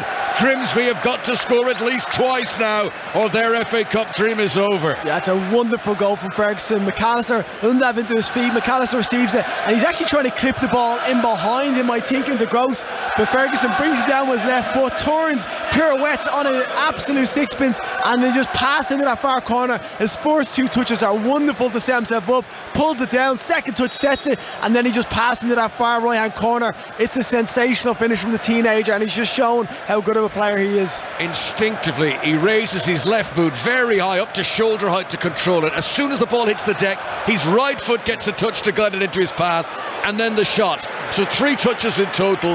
That was brilliant from Evan Ferguson. Yeah, and again, I don't think McAllister actually was intended for him. I think he was looking for the pass beyond him into Gross, so that's why he lifted it into that area.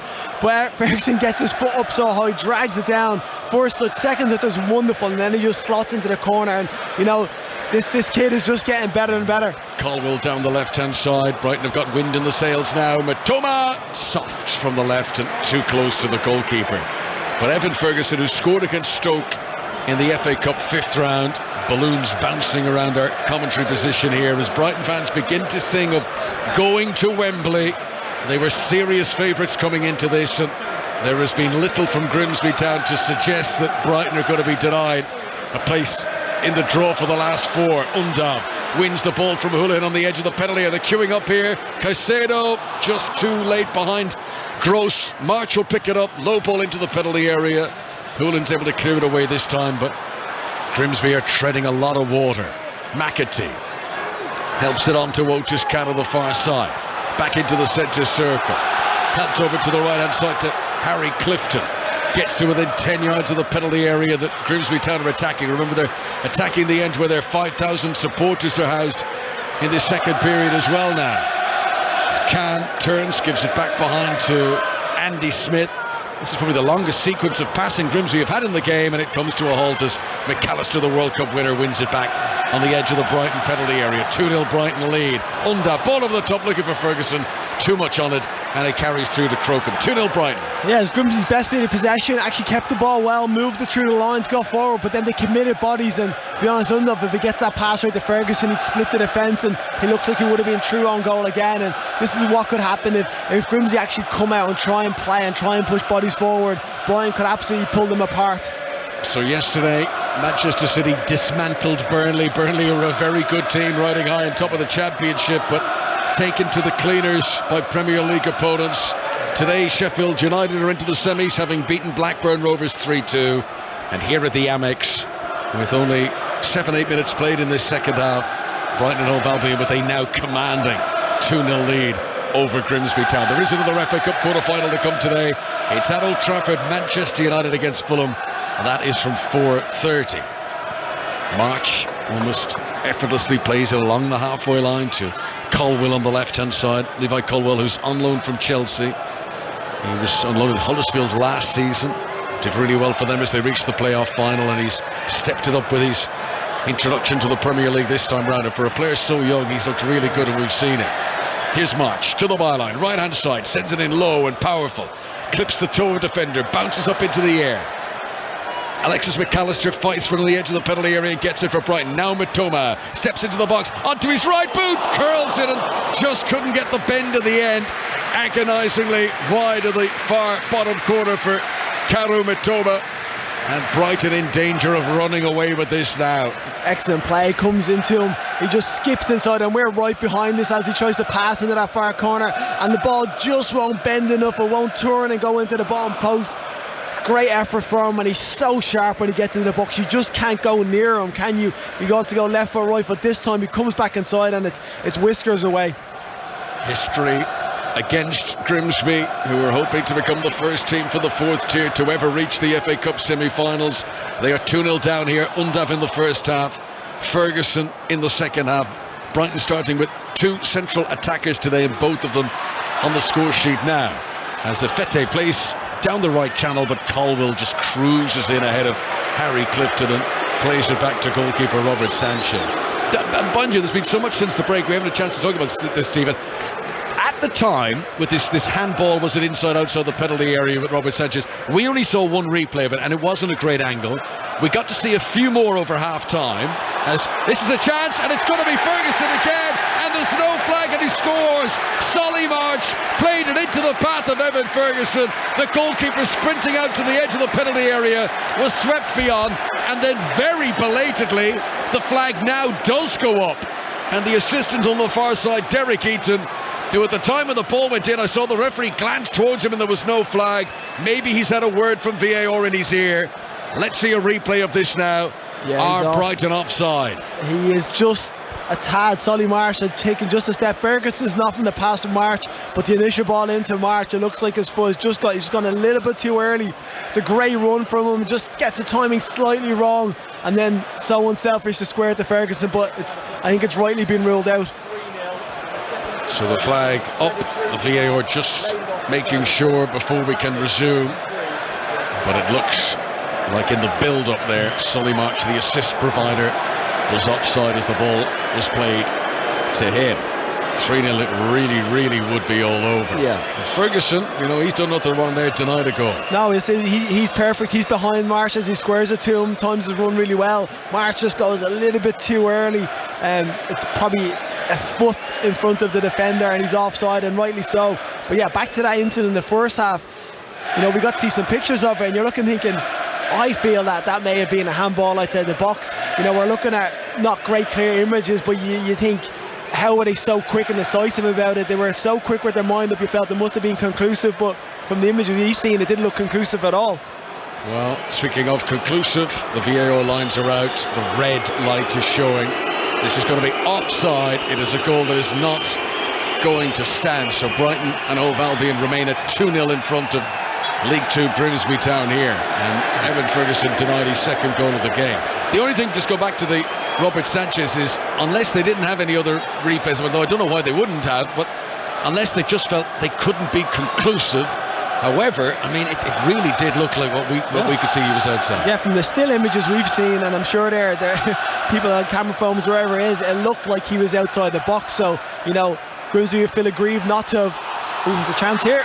And stretching it, John McAtee denied by Robert Sanchez. Best chance Grimsby have had in the game. Ball into the penalty area, stretching just outside the 6-yard box, and Sanchez with his first save he's had to make today. Yeah, does well, reacts to it. Decent touch from McAtee, but it's the first time they played the ball long. Gets a little flick on into the box, and McAtee is stretching for on his toe. Can't get great contact on it, but is enough to divert it past Sanchez, who reacts really well to get the save. 20 minutes to play at the Emirates, and Crystal Palace have got one back against Arsenal. They trailed 3-1 now. Jeffrey Schlupp has scored there. Commentary with John Murray over on BBC Radio 5 Live right now here on Sports Extra. It's Brighton Hove Albion 2, Grimsby Town 0. But between the disallowed goals and the missed chances, particularly Matoma and Gross, it's no exaggeration to say this could have been 3-4. It's been that sort of one-sided performance. Lewis Dunker's possession. Roberto De Zerbi watching on in the stands, having picked up a card in midweek. Let's sit this one out. Here's McAtee. Good, powerful run in a sprint against Webster, and Webster only just about got there. McAtee fighting, plays on, gets a scuff shot away off Webster and out for a corner. McAtee's made a difference since he's come on. A massive difference, absolutely massive difference. When they play the ball forward with pace, he's been able to run in behind, show good. He got great determination to try and get there. Initially they're showing that effort again, which is a great one, but this time he goes through, gets shoulder to shoulder Webster. Webster just does enough to win the ball, and then my reaction to it, as it drops down to me, he slides in, gets a shot away, but it comes off Webster and goes there for a corner. And this is a chance for them now to put in a decent ball, miss the first man and try and get the first contact. The 5,000 Grimsby fans are all housed behind this. It's the end their team are attacking. How they would love a goal here to reignite some jeopardy into this FA Cup quarter-final. The referee has come over to the touchline and he's having a word to the fourth official. I believe it's something to do with the Grimsby fans, maybe some objects being thrown onto the pitch. It's not 100% clear, but he's come across to have a word, Jarrett Gillett, with the fourth official, who is Simon Hooper, and they're now discussing with the stadium officials as we wait for this corner to be taken. Fair, as the game has gone on, you can see stuff being thrown into the pitch towards Sanchez, and he's even just there now, he's gone and just thrown it off in the background. And it's great. Be a voice, be happy to be here. But let the game flow. Don't be chucking stuff on the pitch. Yeah, there's the limit between the enthusiasm and actually holding up play. So this all creating a delay for a Grimsby Town corner. 2-0 down. Anthony Glennon, who scored against Plymouth earlier on this cup run, will be the player to take the corner. It's right hand side as Grimsby come forward. Left-footed player launches it towards the back six. Sanchez does very well. Stepped up his line and then was able to shrug off opponents. And there's a Brighton player down inside the 6-yard box as they clear away here. More on that in a moment. Because it's a head injury, the referee obliged to hold up play. And we'll see what's happened to Moise Caicedo here. He is wriggling around. He's holding his right ear. I wonder if it's his own goalkeeper he's connected with there. Yeah, maybe, yeah. Yeah, the ref has to stop because it's a head injury. Brighton were on a quick break as well. They looked like Ranieri's Evan Ferguson steaming forward to try and create a passing option, but it's let off, isn't it, for Grimsby? One chance to put a ball into the box, keep away from the goalkeeper, miss the first man. They're the instructions. That's what you want to do. You want to give yourself a chance to try and get that first contact, and they whip it in, and Sanchez takes it down comfortably. Roberto De Zerbi is here today. He's sitting up in the stands. He's got a baseball cap on. He's watching proceedings from afar. His assistants Andrea Naldera and Enrico Venturelli are taking charge of things. We're just getting to see a replay. It was an opponent who was leaning into him. Difficult to tell from that angle quite what has caused this level of distress from Caicedo, who's still slow to get back up, but he's feeling that here. There might have been a little collision, but didn't seem to be any forceful touch. But he's down a long time here. Yeah, it looked innocuous. It didn't look like it was going to cause him that much discomfort, but it's behind his ear. He seems still like he's in a lot of pain with it and still hasn't got back to his feet, but he looks like he's, there's no sense of sign of concussion or anything like that. It's more just like a little fingernail into an ear or something strange like that. It was his shot in the first half that set up the opportunity for Dennis Undav. Goalkeeper wasn't able to clear it away. And we're getting to see replays here during this break of play of the wonderful close touch control displayed by Evan Ferguson, whose maturity continues to develop, and he's really oozed class in how he's taken that. Oh, it's a wonderful goal. He gets his foot up so high, but he brings it down really quickly. And so that second touch, just to get enough of it out of his body so he can then strike it to the corner, and it's calm. It's not flashed. It's not smashed that. He just passes it away from the goalkeeper, and he's gone from being a player on the periphery, such a young lad, only a teenager, now to leading the line for Brighton. He's probably going to lead the line for Ireland, to be honest, in a couple of weeks against France. Yeah, up against the World Cup finalists. But Evan Ferguson, a young man playing with a lot of confidence, and he really looked confident how he took that goal. You'll see it tonight, Match of the Day 2, BBC One at 10:30 this evening with Jason Mohammed and the Premier League goals as well. Been a few of them at the Emirates today. 2-0 it remains at the Amex. Colwell athletically coming forward for Brighton. Alexis McAllister has possession left hand side of the midfield, rolls it looking for space, picks out Adam Webster.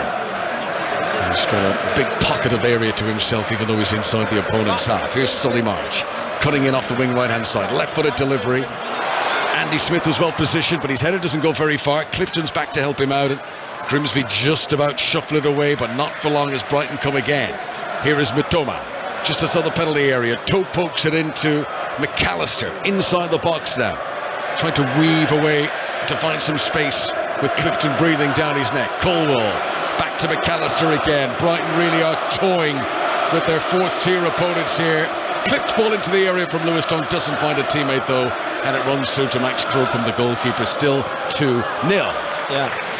Don't try to be a little bit too clever, I think, with him behind, where he could have just kept the ball moving because McAllister had made a decent run. Ferguson had come short for it. He was trying to just dink one over the heads, and much more difficult chance to get that pass away.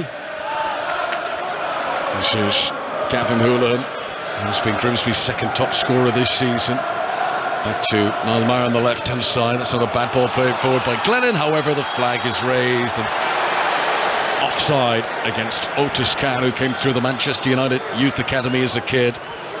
Just set off, and he's run a fraction too early there.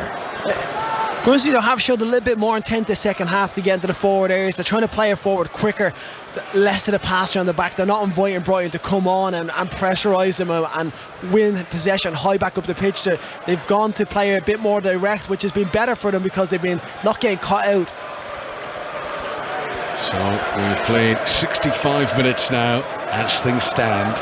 Brighton and Hove Albion, who are enjoying a fantastic season. They've never had this many wins, this many goals scored, this many points at this stage of a top-flight campaign. Mitoma runs into the area, goes down, and they want a penalty here. The referee's on-field decision is to point for the corner flag, but I'm sure VAR will have a look at this. Mitoma at full flight, down he went.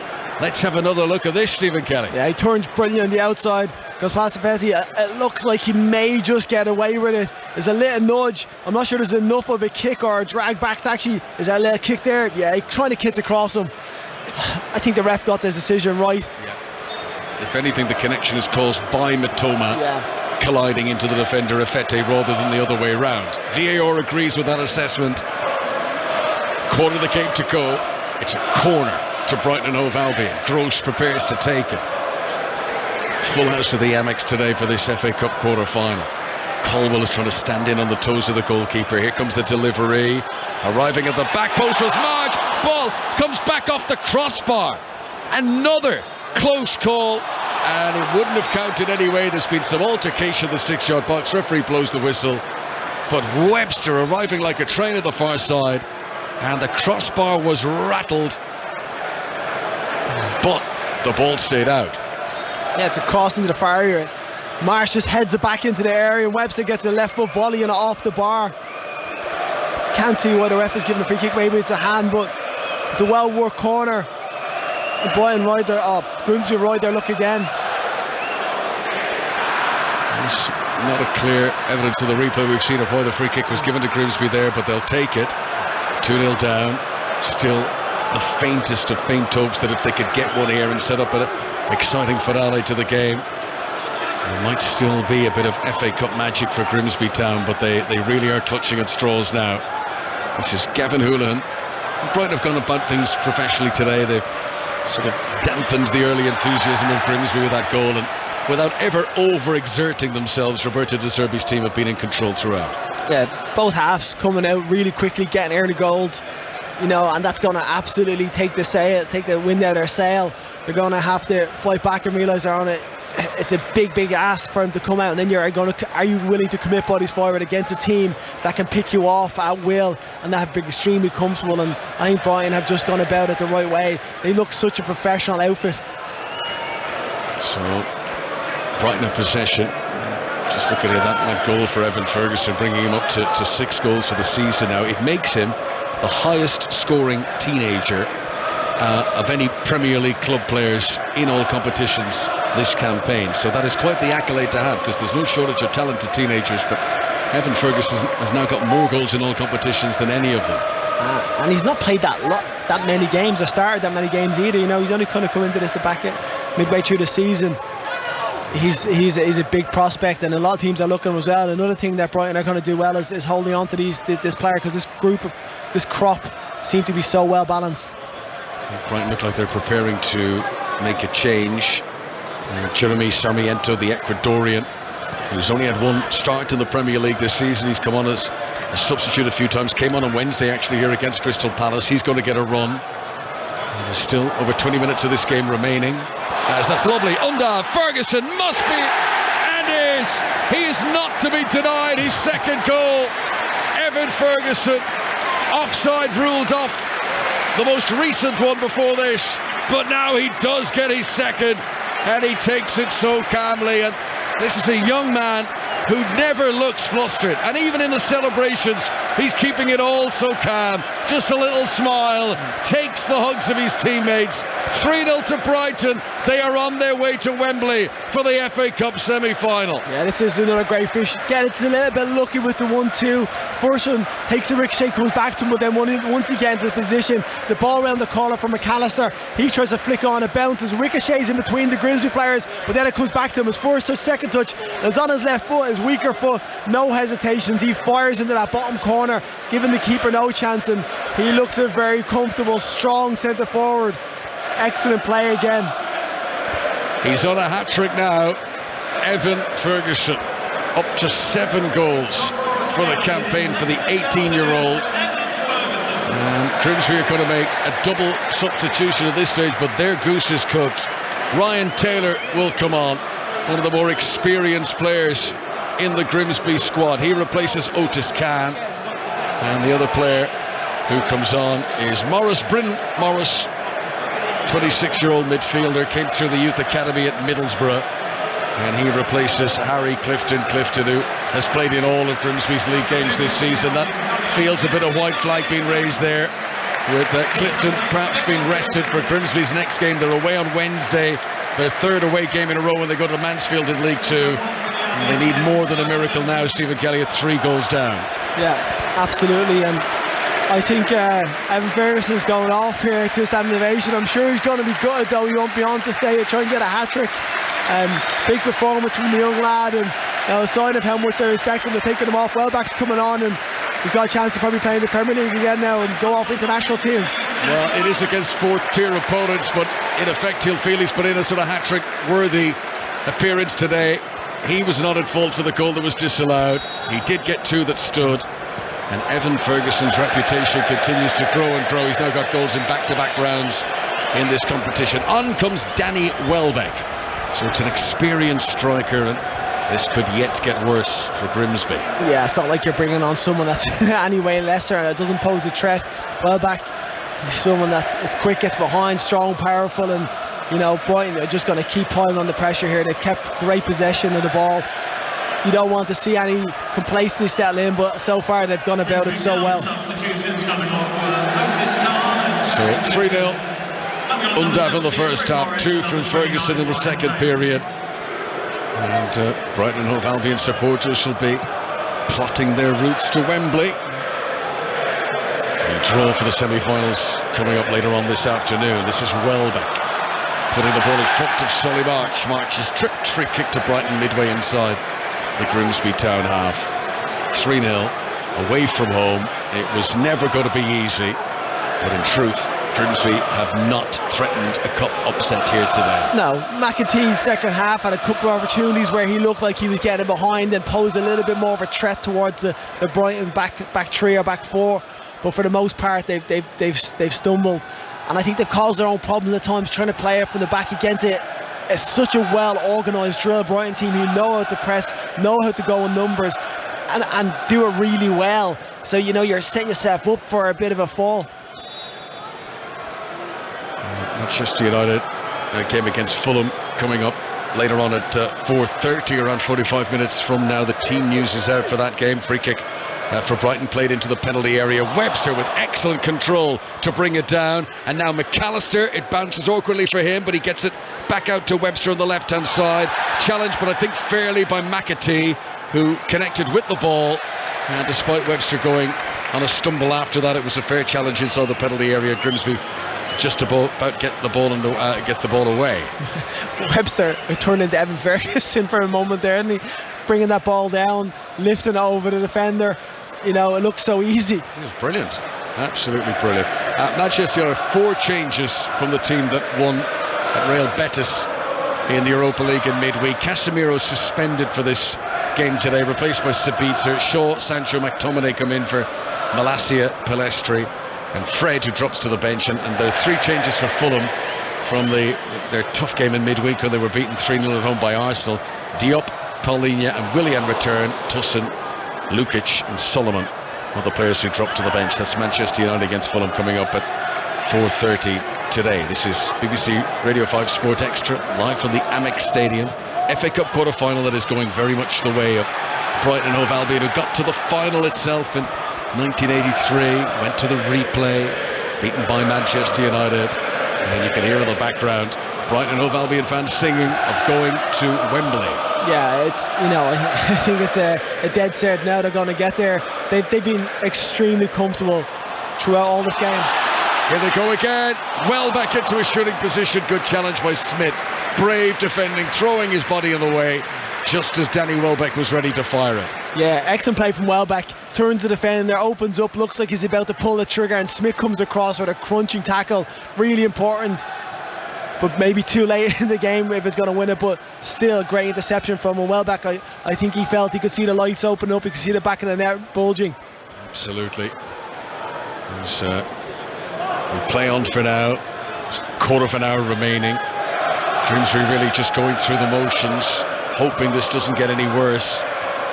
None of their fans heading towards the exits. They've been very loyal in their support. They know the reality of the situation here. When you've almost 80 league places between two teams, it was always going to need to catch lightning in a jar for Grimsby to try and cause problems. Brighton are going to make a couple of changes here. Van Hecke, the defender, is one of the players getting ready to come on. But for Brighton and Hove Albion fans, they're just hoping they get to see a few more goals now. Goal scorers have both been taken off, but there could be more from Brighton as a team. Crocombe gives it to the left-hand side, but increasingly Grimsby can't even get out of their final third. They're still trying to play, but you have to give it to Brighton. 3-0 up, still pressing, still chasing down. The substitutes have come on, have not let their work ethic go at all, and there's going to be a couple more substitutes down, and it hasn't changed their style or the dynamic about how they've gone about it. And you know, it just seems like such a well-organised group of players who all know their role, and when they come into it, they can adjust it again. Grimsby, not the greatest side they're ever going to play against, but it's been a very good performance from Brighton. Right, so big moment for Yasin Ayari, Swedish midfielder, who will come on for his Brighton debut. He had been an unused sub in 4 of the last 5 Premier League games. He has played senior international football for Sweden. He made his debut against Iceland in January. That's the last senior game he's played before this. But Yasin Ayari comes on to replace the Argentinian international Alexis McAllister. Job well done from him. And Lewis Dunk will get a late rest too, as Van Hecke comes on to replace him. Yeah, it's absolutely perfect for Brighton. Comfortable, 3-0 up, cruised, never really had to come out second or third gear. Can make the changes they want to make. Those important players can come off. They can give a run out to the lads that have been on the periphery and get them some game time. You know, it's an ideal scenario for the manager, even though he's sitting up in the stands watching it. Ayari was a January signing. Brighton fans getting to see him in the first team for the first time now.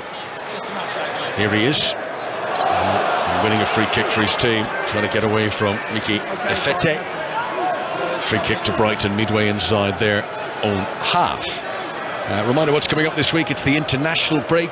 England taking on Italy on Thursday. It's a Euro 2024 qualifier, and commentary of that available on 5 Live from 7:45 p.m. on Thursday. Here is Caicedo into the penalty area, and an attempted bicycle kick from Yasin Ayari. That would have been a way to mark his debut. He didn't connect with it, but flinging himself towards the ball, great hunger to try and get there, great run, and he nearly pulled it off. He's literally inches away from connecting with this. It's a great ball for Caicedo, I think, who's been excellent in the middle of the park. This would have only been his second touch in the game, and what a way it would have been if he had connected with that and got on target. But extremely acrobatic from the young lad, who I think Brighton fans are really keen to get an eye on. Yeah, they've only seen a few seconds of him. They already want to see more. Ayari almost marking his senior debut for Brighton with the spectacular bicycle kick.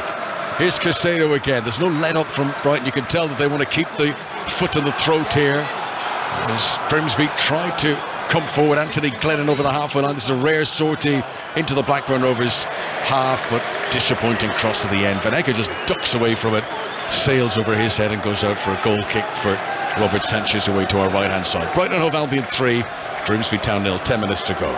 The golfing class has been quite big, hasn't it, in the game today? You can just see it was an uphill struggle from the start for Grimsby, and you're coming up against, of all the Premier League teams, you know, outside the top 6, top 7 when it comes to like the Cities and the Uniteds. Brighton are so good at what they do. They're so inventive in the forward areas, and you know, you think of the players they've lost, like Trossard, they lost Basuma in the summer, players that seem absolutely pivotal to the way they play, and they still get around games and are going to go into the semi-final. They're marching on the league. You know, it's been an absolute sensational season. Guys, maybe, just maybe, the best is yet to come for Brighton and Hove Albion. Solly March has played a good ball in front of Danny Welbeck into the penalty area. Chance of a shot. He did well to get that on target, Welbeck, but saved by the goalkeeper. Crocombe at the front post, and out it goes for a corner. Yeah, great first touch from Welbeck over the top. Sets himself up from the shot. It's a good ball from March. Just spins in behind, and Crocombe does well to get down on his near post. Puts it for a corner. Which is taken quickly. Solly March to Caicedo, back to March, back to Caicedo, back to Solly March again. They really are toying with Grimsby now. Mitoma on the D, rolls it in low. Sarmiento can't get there, but Grimsby don't clear it away. There's an opportunity to clear, and McAtee couldn't put a boot on it. This is Solly March, puts the laces through his shot, comes off Niall Maher, and now it's picked up on the far side by Pascal Gross. He does a lovely chop turn to elude the attempts of Alex Hunt to get possession, and Brighton Hove Albion fans are cheering every pass here as like matadors. Their team is just toying with the opponent here, getting close and then releasing a pass. Mitoma, 10 yards to the byline left hand side, gives it in field. Welbeck's ball back to Caicedo. They're trying to find a bit of space. Webster's got to retreat just a little bit, but it's become a party atmosphere now. Brighton Hove Albion fans know that, you know, barring an unprecedented collapse here, they are going through to the semi-final. Caldwell to the edge of the penalty area. Mitoma onto his right boot, veering in field, back to Solly March, no room for a shot. Caicedo's available, 10 yards outside the penalty area. Here's the new kid, Ayari, back to Webster. Webster floats with it, Solly March, brilliant team goal. That might be the pick of the bunch. They toyed and teased and were so patient, Brighton, and then the incisive delivery and the diving header. And if any goal today sums up the team nature of this Brighton and Hove Albion side, it's that. 8 goals in 11 games now for Solly March. He's on fire, and Brighton are 4-0 up and on their way to Wembley. Such patient, incisive passing of the ball, all accurate, all on point, and it comes out to Webster and he just puts into a great area. And to see a cross like that being put away with a diving header is something I love to see. You don't see diving headers that often. The Marsh just flies in the far post. Diving header, Webster puts it on the play for him.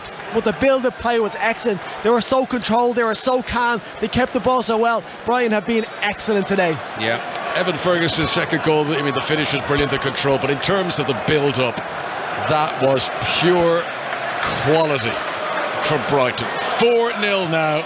And Grimsby of the 4th tier are finding out the hard way just how good their Premier League opponents are. Yeah, the quality of the passing between the players there was so incisive. It was excellent, all crisp, all one touch. March then drifted inside, found himself on his left hand side, but then reversed his run and went back in. Webster put a lovely ball in, and it's a great head into the far corner. And like I said, I love to see a diving header in the game. Great way to finish off, a brilliant move.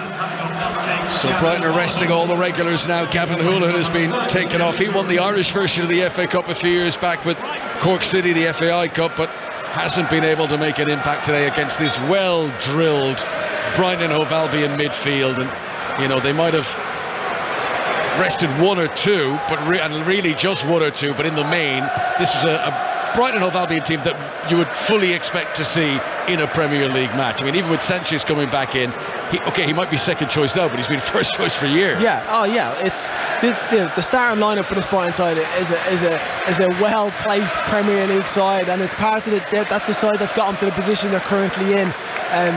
They do everything right. They do it right.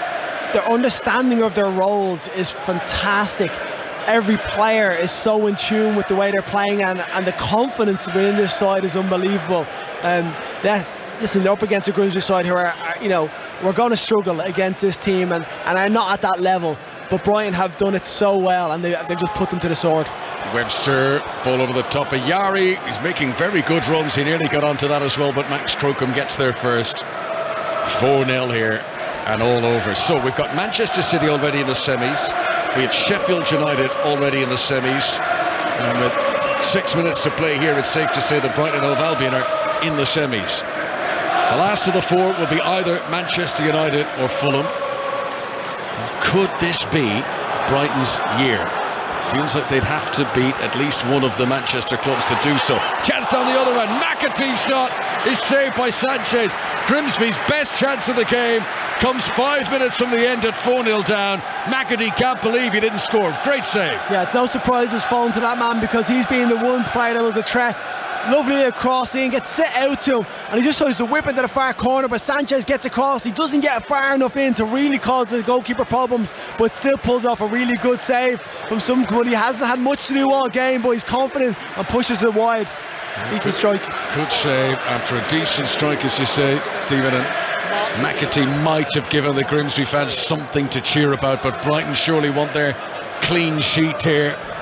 Corner. So Anthony Glennon will take it. Brighton 4, Grimsby 0. Very much the latter stages now. Glennon's deliveries, an in-swinger. Welbeck back helping out the defence, gets his head on it. And it's picked up here by Alex Hunt in the bright, luminous yellowy-green boots. Gives it back out to Glennon, who'd taken the corner. Great run this from Glennon. Gets to the edge of the area, down he goes. Grimsby want a free kick, but they're not going to get it. And now they're in trouble. 5 on 3. Sarmiento's taking a long time, though. Can he release the pass? Not quickly enough, and the defenders are back. Brighton's element of a shock there in the counter-attack has been abated somewhat. Here's Caicedo. Here is Ayari, edge of the penalty area, tries to flick it into the path of Gross, but can't make the connection, and it runs through to the goalkeeper, Crocombe. Yeah, because we were lucky there. Sarmiento just killed that play, just held on it too long. There was probably 4 or 5 versus 2. They were making waves. Ayari had made a great run on the left-hand side. He just had to release him, but took too long, allowed him to get back, and then it died out, but they were electric on the break. And here's McAtee again. This is McAtee, 15 yards outside the penalty area, gives it over to the left wing. It's a much younger team on the pitch now for Grimsby. Evan Curry, who's come on, has just turned 21 recently. Sarmiento tries to run out of defence for Brighton. It is actually interesting, the changes that Brighton have made and taking off the likes of McAllister and Dunk, and suddenly they don't quite look as composed either. That's why Grimsby are getting these chances. Yeah, absolutely. Like you've taken out the 3 or 4 mainstay in this side, and they've taken them up front for a reason. The game is done, it's dead and buried. If Grimsby get one now, it's only going to be a consolation, but those players are being instrumental in how Brighton have got to the position they're in this season. So it was absolutely, I'm sure De Zerbi is delighted that he could take them off and give them a rest and not have to play a full match, but there's a reason why Grimsby are getting a little bit more joy. Brighton are a bit more open. It's been a wonderful run for Grimsby. It began in the first round. They had a fantastic 5-1 win against Plymouth, through to the second round when they beat Cambridge away from home, another team from a division above them. Then into the third round in January, Burton were the opponents, beaten by 1-0. Into the fourth round, taking on Luton Town. After a 2-2 draw that went to a replay, then they won the replay by 3-0 at home. Then into the fifth round, where it was a Premier League opponent, Southampton, beaten by 2-1, and away from home at St Mary's as well. They've had, the length and breadth of the country supporting their team in this adventure, but it is here at the Amex that run is about to come to an end for Grimsby. 2 minutes to go, 4 goals between them. Mitoma into the penalty area, little back heel, keeper's out of position, and it's a slide and a shot, and off target in the end from Ayari. He could have had his name on the score sheet. Another chance for the youngster. Yeah, Talmud is so well. He goes out Fete, he tries to get the slide tackle in, he somehow keeps it in, back heels it, comes off Crocombe, back out to Yari, who just swings at, and I think he slips as he's trying to make his connection, then it deflects off the Grimsby defender and goes out for a corner. He looks to be the latest off the Brighton Hove Albion production line. Yasin Ayari, Swedish international, remember the name. Here is Sully March, shot by Webster's on target, but straight at the keeper, saved by Max Crocombe. Still 4-0. Yeah, well worked. Nice little set-up edge of the box, comes to Webster, it's on his weaker foot, he's just getting a decent clean connection with it, doesn't really trouble the goalkeeper. So if you're picking up our coverage late on, undoubtedly in the first half, it was only 1-0 at half-time here at the Amex today. 2 goals from Evan Ferguson, though, put this to bed in the second half. March adding the fourth. And here comes Sarmiento, and they want 5, Brighton. Gross, Mitoma, shot, goes in! Wicked deflection off a defender, but it'll be claimed by Karu Mitoma.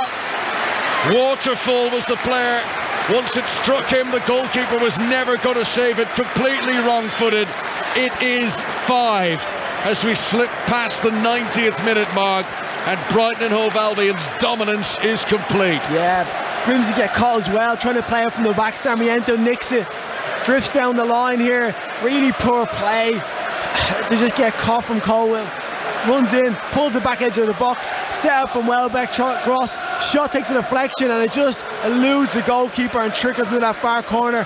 We thought it was going the wrong way, and it's a wicked deflection, ends up going into that near post, but they cause themselves their own problems by trying to run out from the ball from the back. Well, the original shot is going on target, so even with that deflection, I can see that being given to Karu Mitoma. It'll be his 9th goal of the season in all competitions. What a revelation he has been. And, you know, with players like him, maybe, just maybe, this could be Brighton's year in the FA Cup. So when you talk about their development getting a bonus, their scouting department needs to get, because the players they have brought in that you would probably not have heard of before they've come to this club to some extent, and they've come like a duck to water when it comes to playing at the top level. 5-0. They're just naming the player of the match here locally inside the stadium. They've given it to Solly March. He's been such a good player. He's really come up a couple of gears in recent months. Here he is on the ball, playing it. And so that's Pascal Gross's delivery. Mitoma's first touch is amazing. Should have been 6. He rolled it wide with the goal in his mercy. Goalkeeper rushing out to him. Karu Mitoma should have scored. I actually think that was probably a worse twist than the one in the first half, to be honest. Like, the one in the first half, he comes across and he's sliding in. This one, it's a whole goal to aim at. I know the goalkeeper is there, but he's comfortable, he's in possession, he's running through on goal. He should at least hit the target. That's a poor miss. Well, maybe it's a mercy for Grimsby.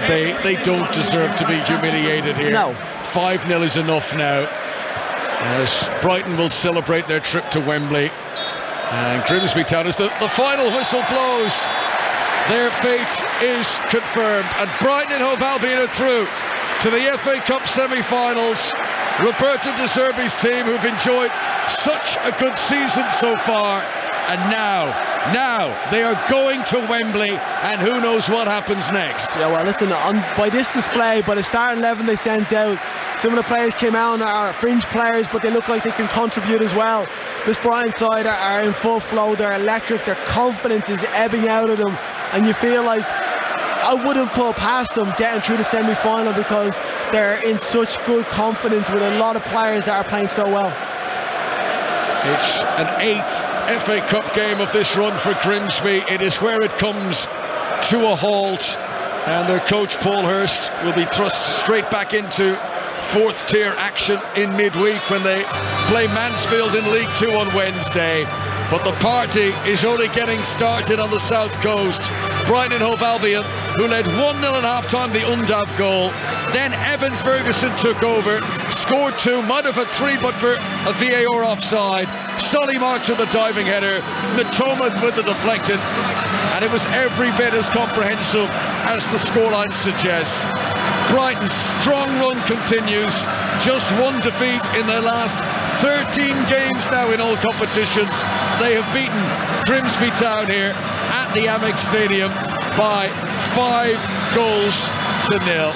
Now, that's the final score here, but there is more live sport to come on SportsX.